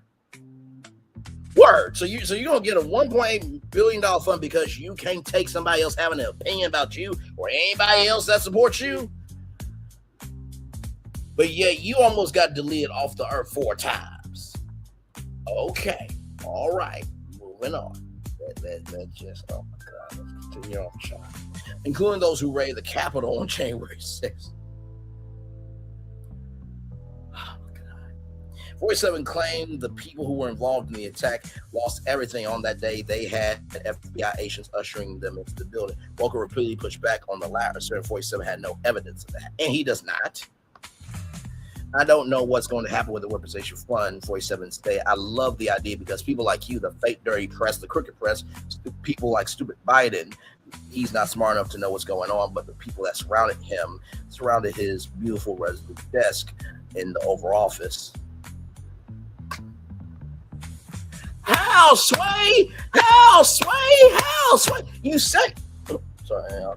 I don't know what that was. Sorry, y'all. So sorry for that. My bad, y'all. Don't know what that was. Like I said, you say he's not smart in one breath, but in the same breath, surrounded by his beautiful resolute desk. So his desk was beautiful, but he wasn't. What the hell? What they did to the lives of people, they destroyed people, they sent people to jail who did nothing wrong. Nothing wrong? There was an officer deleted off of the face of the earth, sir. Okay? Give me a moment. There we go. There was an officer deleted off the face of the earth. There were people in Nancy Pelosi's office disrespecting it. Not to mention, too, people had to lock themselves inside the chambers because they were afraid they were going to be deleted. Your vice president was in there counting the votes, sir. That was a crime committed. So basically, 47 said these people have the right to destroy the Capitol. Essentially, like, let's continue. Just to be clear, there's no evidence of what you're saying, Walker replied. 47 argued there was tremendous evidence before saying that the election was rigged. After back and forth, Walker claimed no evidence. 47 doubles down. The president lashed out Walker and the press. They are crooked, just like you are crooked. Your press is crooked. 47 declared, and Meet the Press is crooked. Meet the Press is probably, I think, the longest running program on television, if I'm not mistaken. And Tim Russert, the legend that he is, God bless his soul, who passed away, and Luke Russert, his son, is doing great work. To be fair, I'm not crooked, Walker said. Well, you play right into their hands, then 47 replied. Either you're crooked or you're stupid. Venture 47 had enough and told Walker before walking off. You're a one-sided crooked network. Sorry, let's call it quits because I had enough. Thank you, darling. Have a good time. What the hell? You say she this, that, and third, everything but a child of God. And she said, and then he says, thank you, darling. Have a good time. What the heck? The interview took place in Wisconsin on Friday. It aired on Meet the Press Sunday morning. So now we're going to watch this exchange right here, y'all. So if I pause it, it's just to make sure that we don't get, copyrighted and stuff. Here we go. This $1.8 billion so-called anti-weaponization fund, it was going to compensate people who say the federal government weaponized the legal system against them. It's been blocked by the courts, met with opposition from Republicans and Democrats in Congress and Democrats. Excuse me, mostly Democrats. Sir, the facts are the facts. Your own party has blocked this. The courts have blocked this, sir. And you see how Kristen is speaking. Very calm, very calm, very in tune, and very respectful. Same way Norah O'Donnell was when she interviewed the president after he almost got the off the face of the earth for the fourth time after the White House Correspondents Association did. Let's continue. Some Democrats and some Republicans. Some. Very few Republicans. Just to be very clear, are you backing off the fund completely, as your acting Attorney General Todd Blanche has said, or are you looking for another avenue to revive So the let me fund? explain what the fund is. People have been hurt so badly by radical left lunatics that work for the Biden administration and Sleepy Joe. They're vicious, they're violent, what they did to people. And of course, they went after me more than anybody else. They raided Mar-a-Lago and all the other things. But sir, they had permission to raid Mar-a-Lago. They had reason to go. They didn't just target you because they had nothing else to do. They found classified documents in a bathroom at Mar-a-Lago, sir. You are revising history. Good damn. People have been badly hurt. They've committed suicide. They've lost their jobs. They've lost their families. They've lost their wives. They've lost everything.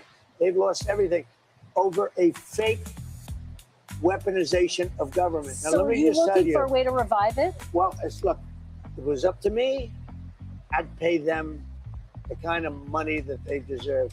People have been destroyed. You would pay them the kind of money that they deserve. Motherfucker, we seen your tax returns. Bruh, you ain't got it like that. You have more bankruptcies than profits, sir. My God. Let's continue. Lives have been destroyed. Many suicides. Think of it. People have committed suicide because a bunch of thugs went after them.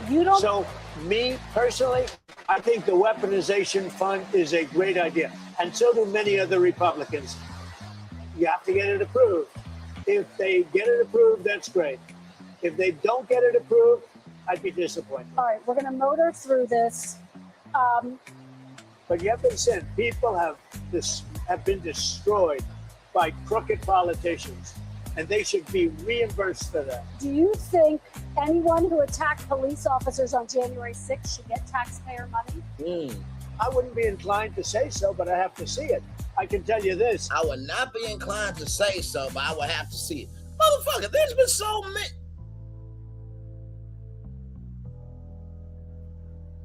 You know, I'm going to play this clip.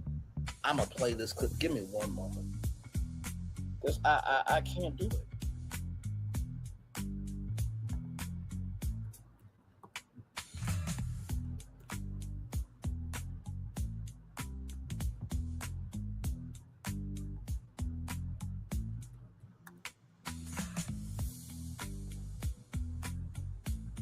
Give me a moment. Because it's like you're not getting it. You're simply not getting it at all.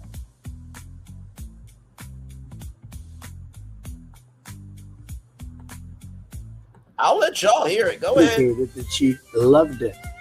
Okay, she loved it until commercial break. In fact, I think she said it was sexy, didn't she? It was very sexy to be raped. Didn't she say that? So, sir, I just want to confirm, it's your testimony that E. Jean Carroll said that she loved being sexually assaulted by you? Well, based on her interview with Anderson Cooper, indicated that she loved it. Okay, she loved it until commercial break. In fact, I think she said it was sexy, didn't she? It was very sexy to be raped. Didn't she say that? So, sir, I just want to confirm, it's your testimony that E. Jean Carroll said that she loved being sexually assaulted by you? Well, based on her interview with Anderson Cooper, indicated that she loved it. Okay, she loved it until commercial break. In fact, I think she said it was sexy, didn't she? It was very sexy to be raped. Didn't she say that? So, sir, I just want to confirm, it's your testimony that E. Jean Carroll said that she loved being sexually assaulted by you? Well, based on her interview with Anderson Cooper. But yet you say the people who attacked, people doesn't deserve any money. I wouldn't say so, but I would have to see it. But you gotta pay $89.3 million for the graping of E. Jean Carroll. And you sued ABC News for George Stephanopoulos asking, why are you supporting somebody that was convicted of that? The judge said, a U.S. federal court judge, I think the one that was on the case, said that the allegations were substantially true. Sir, but let this be Barack Obama, let this be anybody else that ain't president, their life will be over. But this dumb fuck gets to keep living. Socially, of course. Oh, you gotta be quicker than that. Let's keep going. 97% of those people, you look at them, the FBI or whoever it was, because you had a lot of crooked cops, you had dirty cops.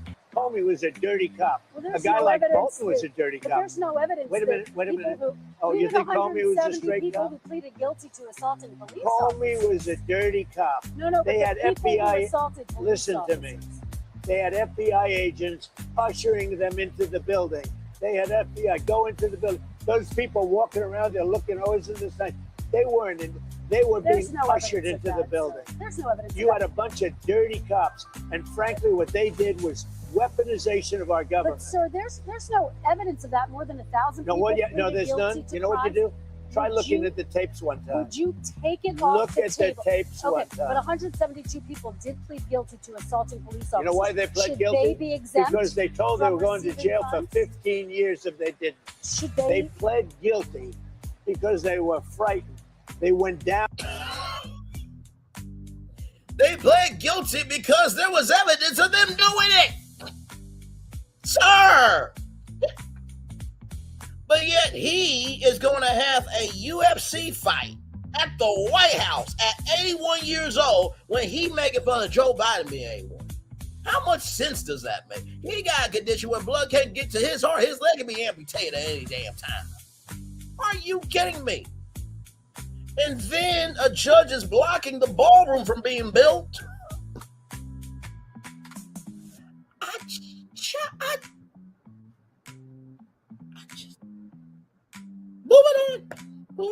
Moving on. Down. They were ushered into a building. Many of them were arrested without even going You'd be into the okay building. with them receiving taxpayer dollars? In my early days as an advertiser, running commercials on TV was guesswork. I knew TV was powerful, but it was The people were destroyed by dirty cops and by weaponization. Many of those people should be compensated. Now, with that being said, as I understand it, the weaponization fund was going to set up a group of people, people that could be picked by anybody, fair people, smart people, and they will go on an individual case basis. Okay. Now, I don't know what's going to happen with the weaponization fund. I love the idea because people like you, the fake, dirty press, the crooked press, people like stupid Biden, he's not smart enough to know what's going on, but people that surrounded him, surrounded his beautiful. So, Joe Biden wasn't smart, but yet he was vice president for 2 terms and then got elected president. Okay. All right. People like you, the fake, dirty press, the crooked press, people like stupid Biden, he's not smart enough to know what's going on, but people that surrounded him, surrounded his beautiful, resolute desk in the Oval Office. What they did to the lives of people, they destroyed people. They sent people to jail who did nothing All wrong. right, just to be very clear, there's no evidence of what you're saying. But There's let me a ask lot you of about evidence. Todd Blanche. Let me ask you about Listen Todd to me. Blanche. Listen to me. Let's talk There's about Todd Blanche. tremendous evidence. There's nothing but not been evidence. The presented in election a was court of rigged. law. It was a dirty election. Mr. And it's President, happening again right now You've in never California. presented evidence It's that happening the right 2020 now in election California. was rigged. Right now, it's look at what's Where's happening the in evidence California. to that? It's The 4 Republicans days. are doing well in California. California, it's no, they're not. They're dropping fast because it's a rigged election. Let me tell you, it's 4 days, and they aren't even close to coming up with. That's how they You count know the why votes they're in doing that? California. Because they're cheating on the election. Do you have evidence to support All I that? have to do is look. All I have to do is look. That's not And I evidence. listen. And I listen to people. And let's see what.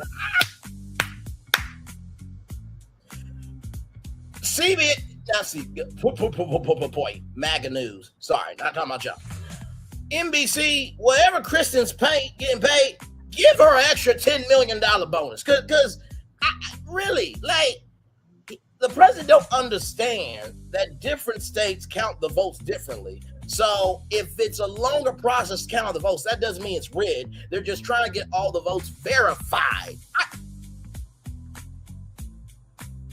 His own mother said that he was stupid and shouldn't go into politics. When your own mother says that you should not go into politics and that you're stupid, you're done, son. Mary, you should have swallowed your son. Not sorry to say it.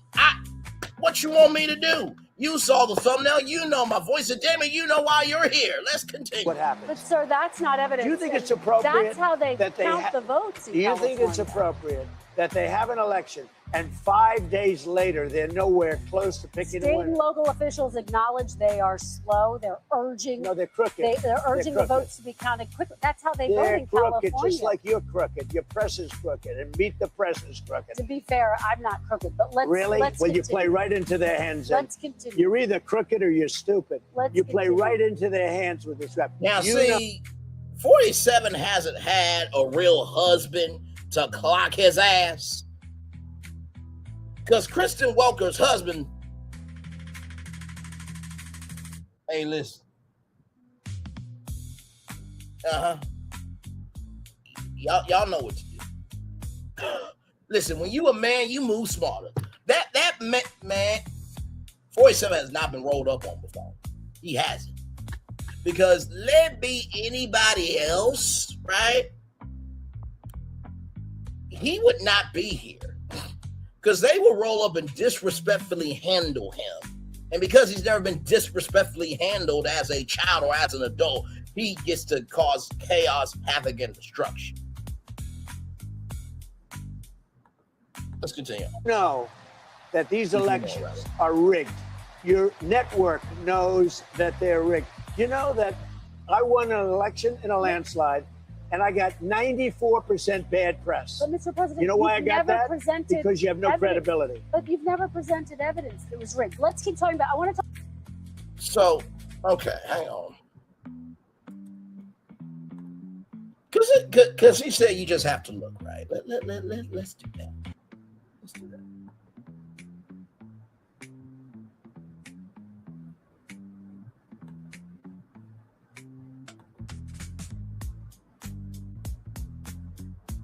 Let's look up her information, right? Let's look it up. Right here. Kristen Welker is an American television journalist working for NBC News. She serves as White House correspondent, based in Washington, D.C., and served as the co-anchor Weekend Today, the Saturday edition of Today, alongside Peter Alexander from 2020 to 2023. And she took over hosting duties for the longest program in American television history, Meet the Press. Let's look at Meet the Press. It's the longest running program on American television. The debut episode appeared or aired or was showcased on November 6th, 1947, motherfucker. Bruh.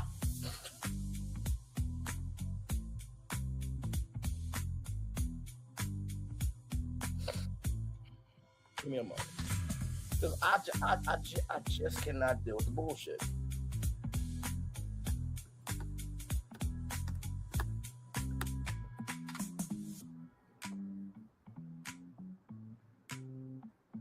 Bruh, it's been on as old as you are. Meet the Press has been on for 79 years.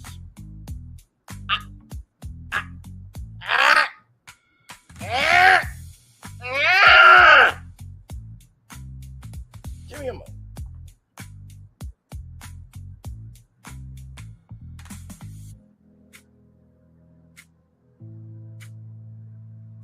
Bruh, give me a moment. Just don't know.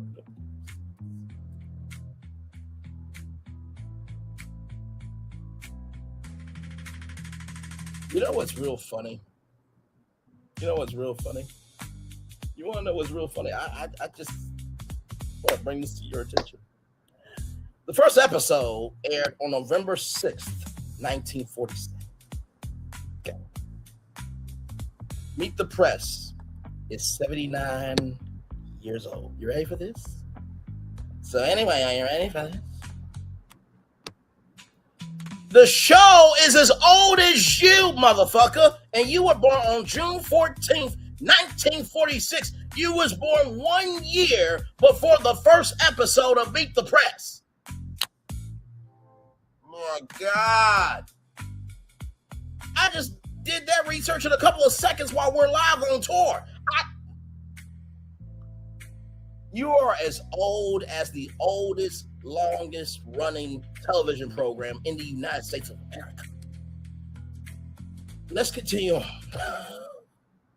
But before that, let me get back to Kristen Walker. I just had to get that out. Okay, listen. So right here, just to let you know who she is, right? So her father is an engineer, and her mother's a real estate agent, right? Walker's father is Jewish, and her mother's African American. She graduated from the private Germantown Friends School in Philadelphia in 1994, receiving a Bachelor of Arts magna cum laude. Okay, so something you have never earned. With a major in American history from Harvard College in 1998. She interned for the TV program Today in 1997. So from 1997 all the way up to now, she been there at NBC, okay?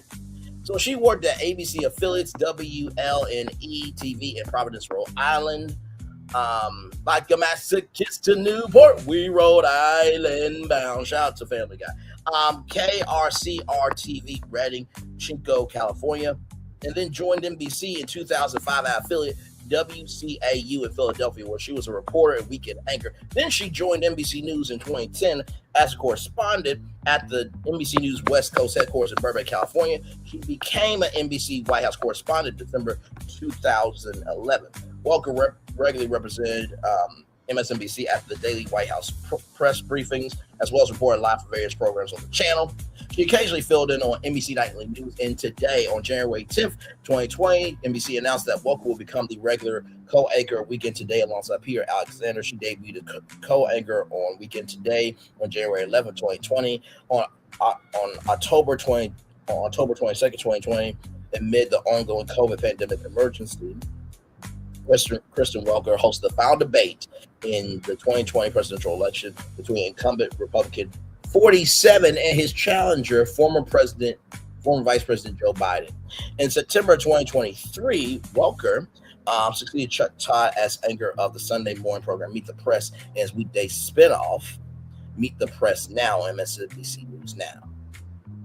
On her debut show as host, she interviewed you.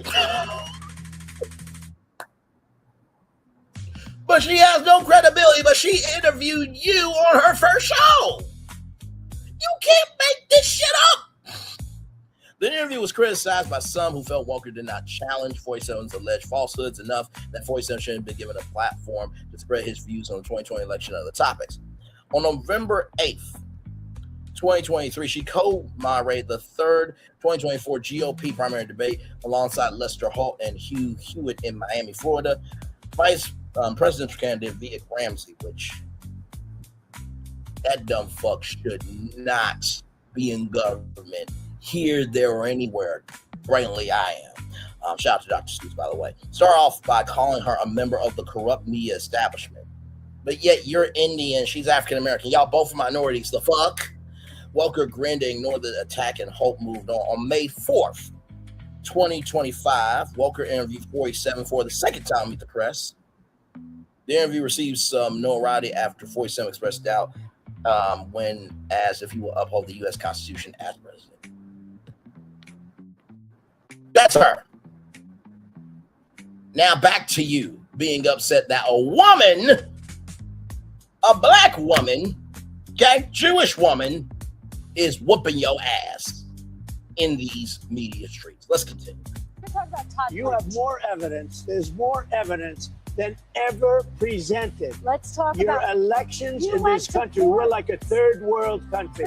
Your elections are crooked, and you're crooked, and Meet the Press is crooked, and so is ABC and CBS and CNN. But Mr. President, wait, CBS is crooked, but did David Ellison ask his daddy Larry Ellison for money so that way it could become MAGA television for you? But CBS is crooked? Oh my. And Barry Weiss is just destroying CBS News just for you. Let's continue. Sided crooked networks. Right. Let's call it quits because I've had enough. Thank you, darling. Have a good time. Mr. President, let's please. I traveled all the way to Wisconsin.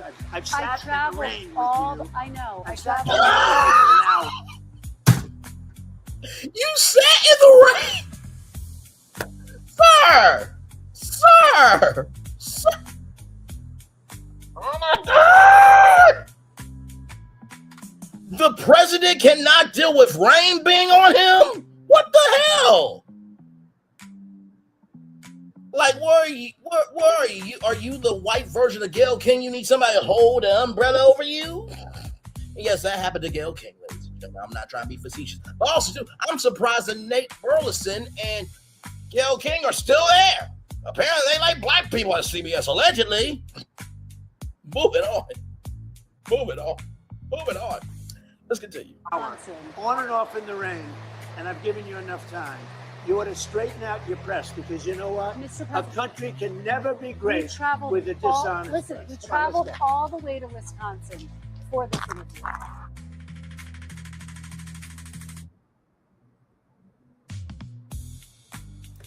I spoke with President Trump on Saturday, and we both acknowledged the complications during the interview posed by the rain.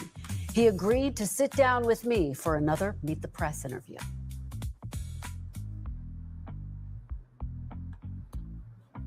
And this is the thing, right? I know what people may say on the outside looking in, right? Well, all you gotta do is get on a plane in Wisconsin. No. I don't think you understand. He is the White House correspondent for NBC. It's so easy to become a podcaster with Riverside. You just need a concept and a way to record it. She's the White House press correspondent for NBC News, okay? She also, okay, just to let you know what's going on, she also is the host of not just Meet the Press, in addition to her being the White House correspondent for NBC News, right? She is also the host of MSNBC. Hang on. Let me make sure I get it right here. Yeah, she's also the host of Meet the Press Now. Okay, so she's got a daily show, then she got a Sunday show, and she works for the whole network. Yeah, so to make time for her to be in Wisconsin, she actually means that shit. That she had to move heaven and earth.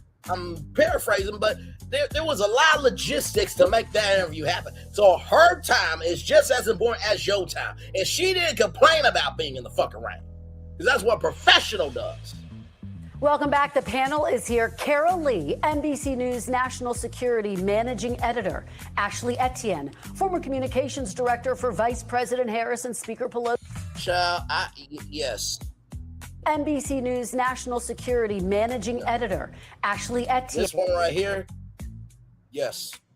She can be a Miss Lee. Moving on. Former Communications Director for Vice President Harris and Speaker Pelosi. And Mark Short, former Trump Director of Legislative Affairs. Welcome to all of you. Thank you for being here. Carol, let me start with you. So if you guys want to see the rest of that, you can, but I had to bring that to y'all because I know good to damn well you ain't doing that when you have said this. Indicated that she loved it. Okay, she loved it until commercial break. In fact, I think she said it was sexy, didn't she? It was very sexy to be raped. Didn't she say that? So, sir, I just want to confirm, it's your testimony that E. Jean Carroll said that she loved being sexually assaulted by you? Well, based on her interview with Anderson Cooper, indicated that she loved it. Okay, she loved it until commercial break. In fact, I think she said it was sexy, didn't she? It was very sexy to be raped. Didn't she say that? So, sir, I just want to confirm, it's your testimony that E. Jean Carroll said that she loved being sexually assaulted by you? Well, based on her interview with Anderson Cooper, indicated that she loved it. Okay, she loved it until commercial break. In fact, I think she said it was sexy, didn't she? It was very sexy to be raped. Didn't she say that? So, sir, I just want to confirm, it's your testimony that E. Jean Carroll said that she loved being sexually assaulted by you? Well, based on her interview with Anderson Cooper. Moving on. Y'all, we did that show in 2 hours, 3 minutes, and 45 seconds there. Welcome in. Glad to have you here. Here's your positive news story of the day. Reality TV personality Spencer Pratt's bid for Los Angeles mayor has taken a significant hit. After briefly holding second place in the June 2nd primary, Pratt has slipped to third behind incumbent mayor Karen Bass's city council member Nita Rahman. Mail-in ballots still being counted nearly a week after Election Day. Decision Desk HQ projected Rahm as the winner of the second runoff spot, meaning she and Bass are expected to face off in November. While many are celebrating the shifting vote count, even some call out celebrities who allegedly backed Pratt's campaign. One person on Threads wrote, Spencer Pratt lost. Somebody checked on Janae Eco and Big Shot. Speaking on Pratt's promise to move if he lost, another person added, if you vote for Spencer Pratt, I think you should leave LA to follow your leader. Y'all, this just goes to show, like, let's just stay in our lanes. If you're going to expand, make sure that there's some innate ability. I mean, this right here should be a lawsuit. Los Angeles Pratt, like you're disrespecting the Lakers. The Lakers. By the way, I'm saying the Lakers in that fashion because y'all know the SNL skit. The Bears. I'm gonna turn on my camera now because we did the whole show for over 2 hours. Yes, we have. So that's a good news story because, child, no. Soon as I saw this, I'm like, you know what? I'm going to just wait until what needs to happen is going to happen. And guess what? It has happened, you guys. There it is. So, child, that's all I got for y'all. I will see you all a little bit later on this evening for Real Housewives of Atlanta, y'all. We are making it do what it do. Child, I saw Millie Chun saying this was shady. I saw reviews and recaps do what she do. Y'all, I'll be back tonight at 6 o'clock, okay? we're going to get into that. And then, like I said, Tuesday, got a special live for y'all. Give me some time for Wednesday. Yeah, we're going to have a good week this week. I mean, not today. We don't have a good week over here all the time, but give me some time with those two because I'm going to have to do some research for both of those lives. All right. One love, much love, all love. I feel love is it right back to you. Have a wonderful day, everybody. Love you all. Bye-bye. And please move in a peaceful fashion out here. Okay? Just because the world is going crazy doesn't mean you have to add to the craziness. All right. Love you all. Bye-bye.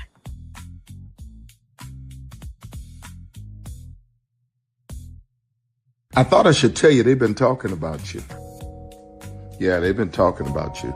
They've been talking about the fact that they've done everything they could to stop you and everything they could to block you, but you still win. They've been talking about the fact that they have undermined your success and they have tried to sabotage your seasons, but you keep winning.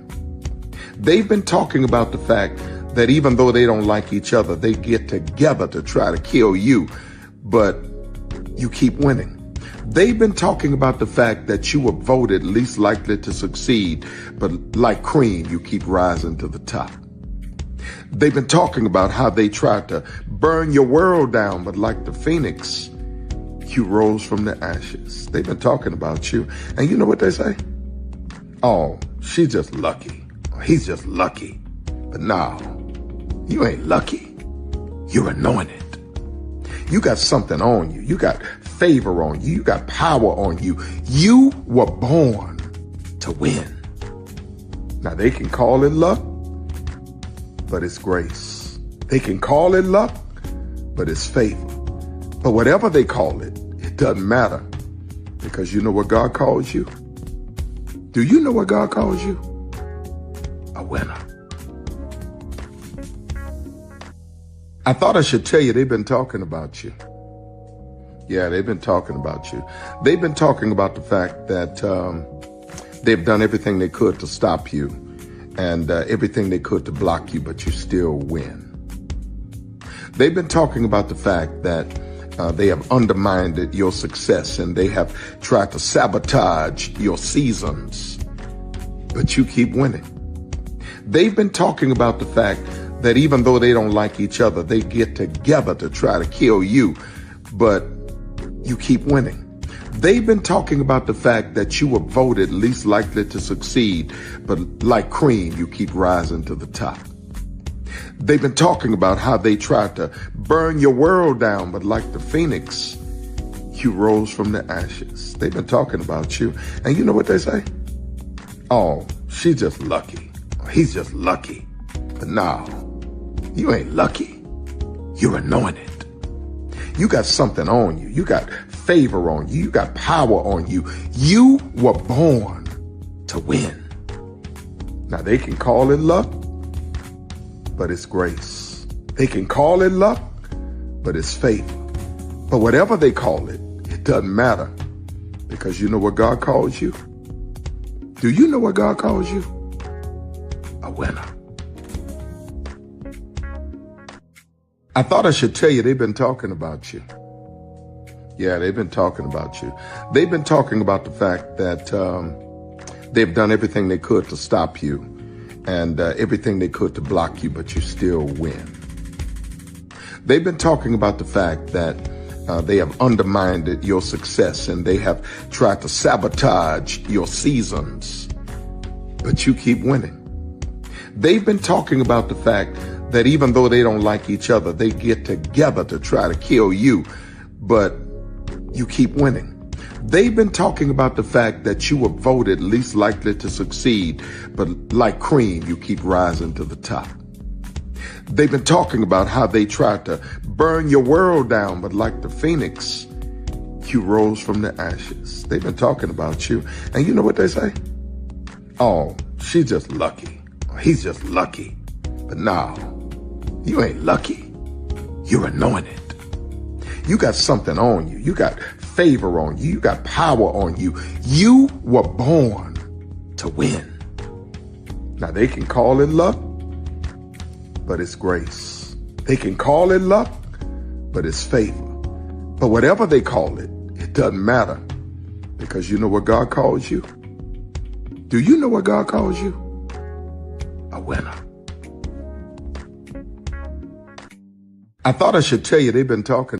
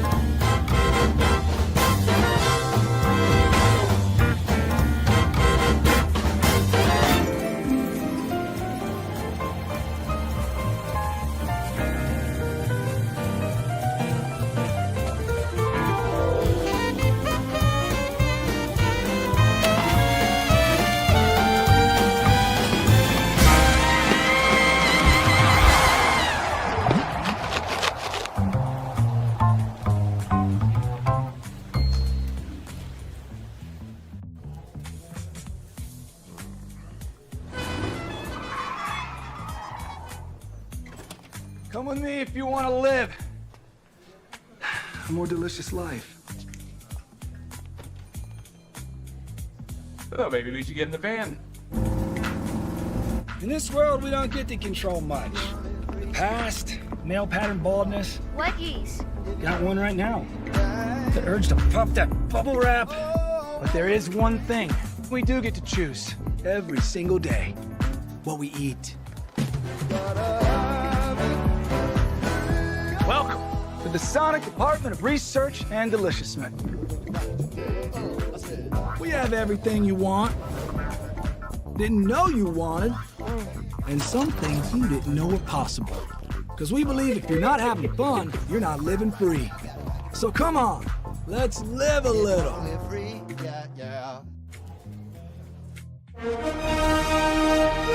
Prepare for a journey beyond imagination, beyond belief, beyond anything you've experienced before. Universal Epic Universe, a new theme park where you'll step through extraordinary portals to 5 immersive worlds. Prepare for a cosmic voyage of discovery, An isle of fire-breathing excitement. A shadowy world of monsters and mystery. New wonders in the wizarding world. And a new way to play. Plus the splendor of a magnificent resort hotel overlooking the park. It's all new excitement at Universal Orlando Resort. A week's worth of vacation thrills with 4 amazing theme parks, a variety of spectacular themed hotels, and incredible dining and entertainment. It's all at Universal Orlando Resort, where you'll find new adventures every day. Explore the astonishing worlds of Universal Epic Universe at Universal Orlando Resort. Because here's the thing, a good streamer can find other content. Because here's the thing, a good streamer can find other content. Because here's the thing, a good streamer can find other content. Because here's the thing, a good streamer can find other content. Because here's the thing, a good streamer can find other content. Because here's the thing, a good streamer can find other content. I've been moving on my own accord, covering Black culture. There is more to life. I heard that, friend. Braylon, shout out to Braylon. Make sure y'all go follow Braylon in case y'all haven't. I love your content. I've been moving on my own accord, covering Black culture. There is more to life. I heard that, friend. Braylon, shout out to Braylon. Make sure y'all go follow Braylon in case y'all haven't. I love your content. I've been moving on my own accord, covering Black culture. There is more to life. I heard that, friend.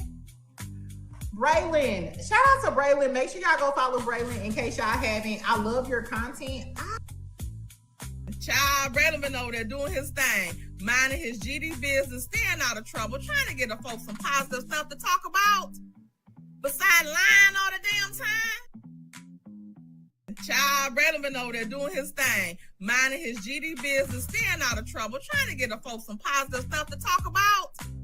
Besides lying all the damn time.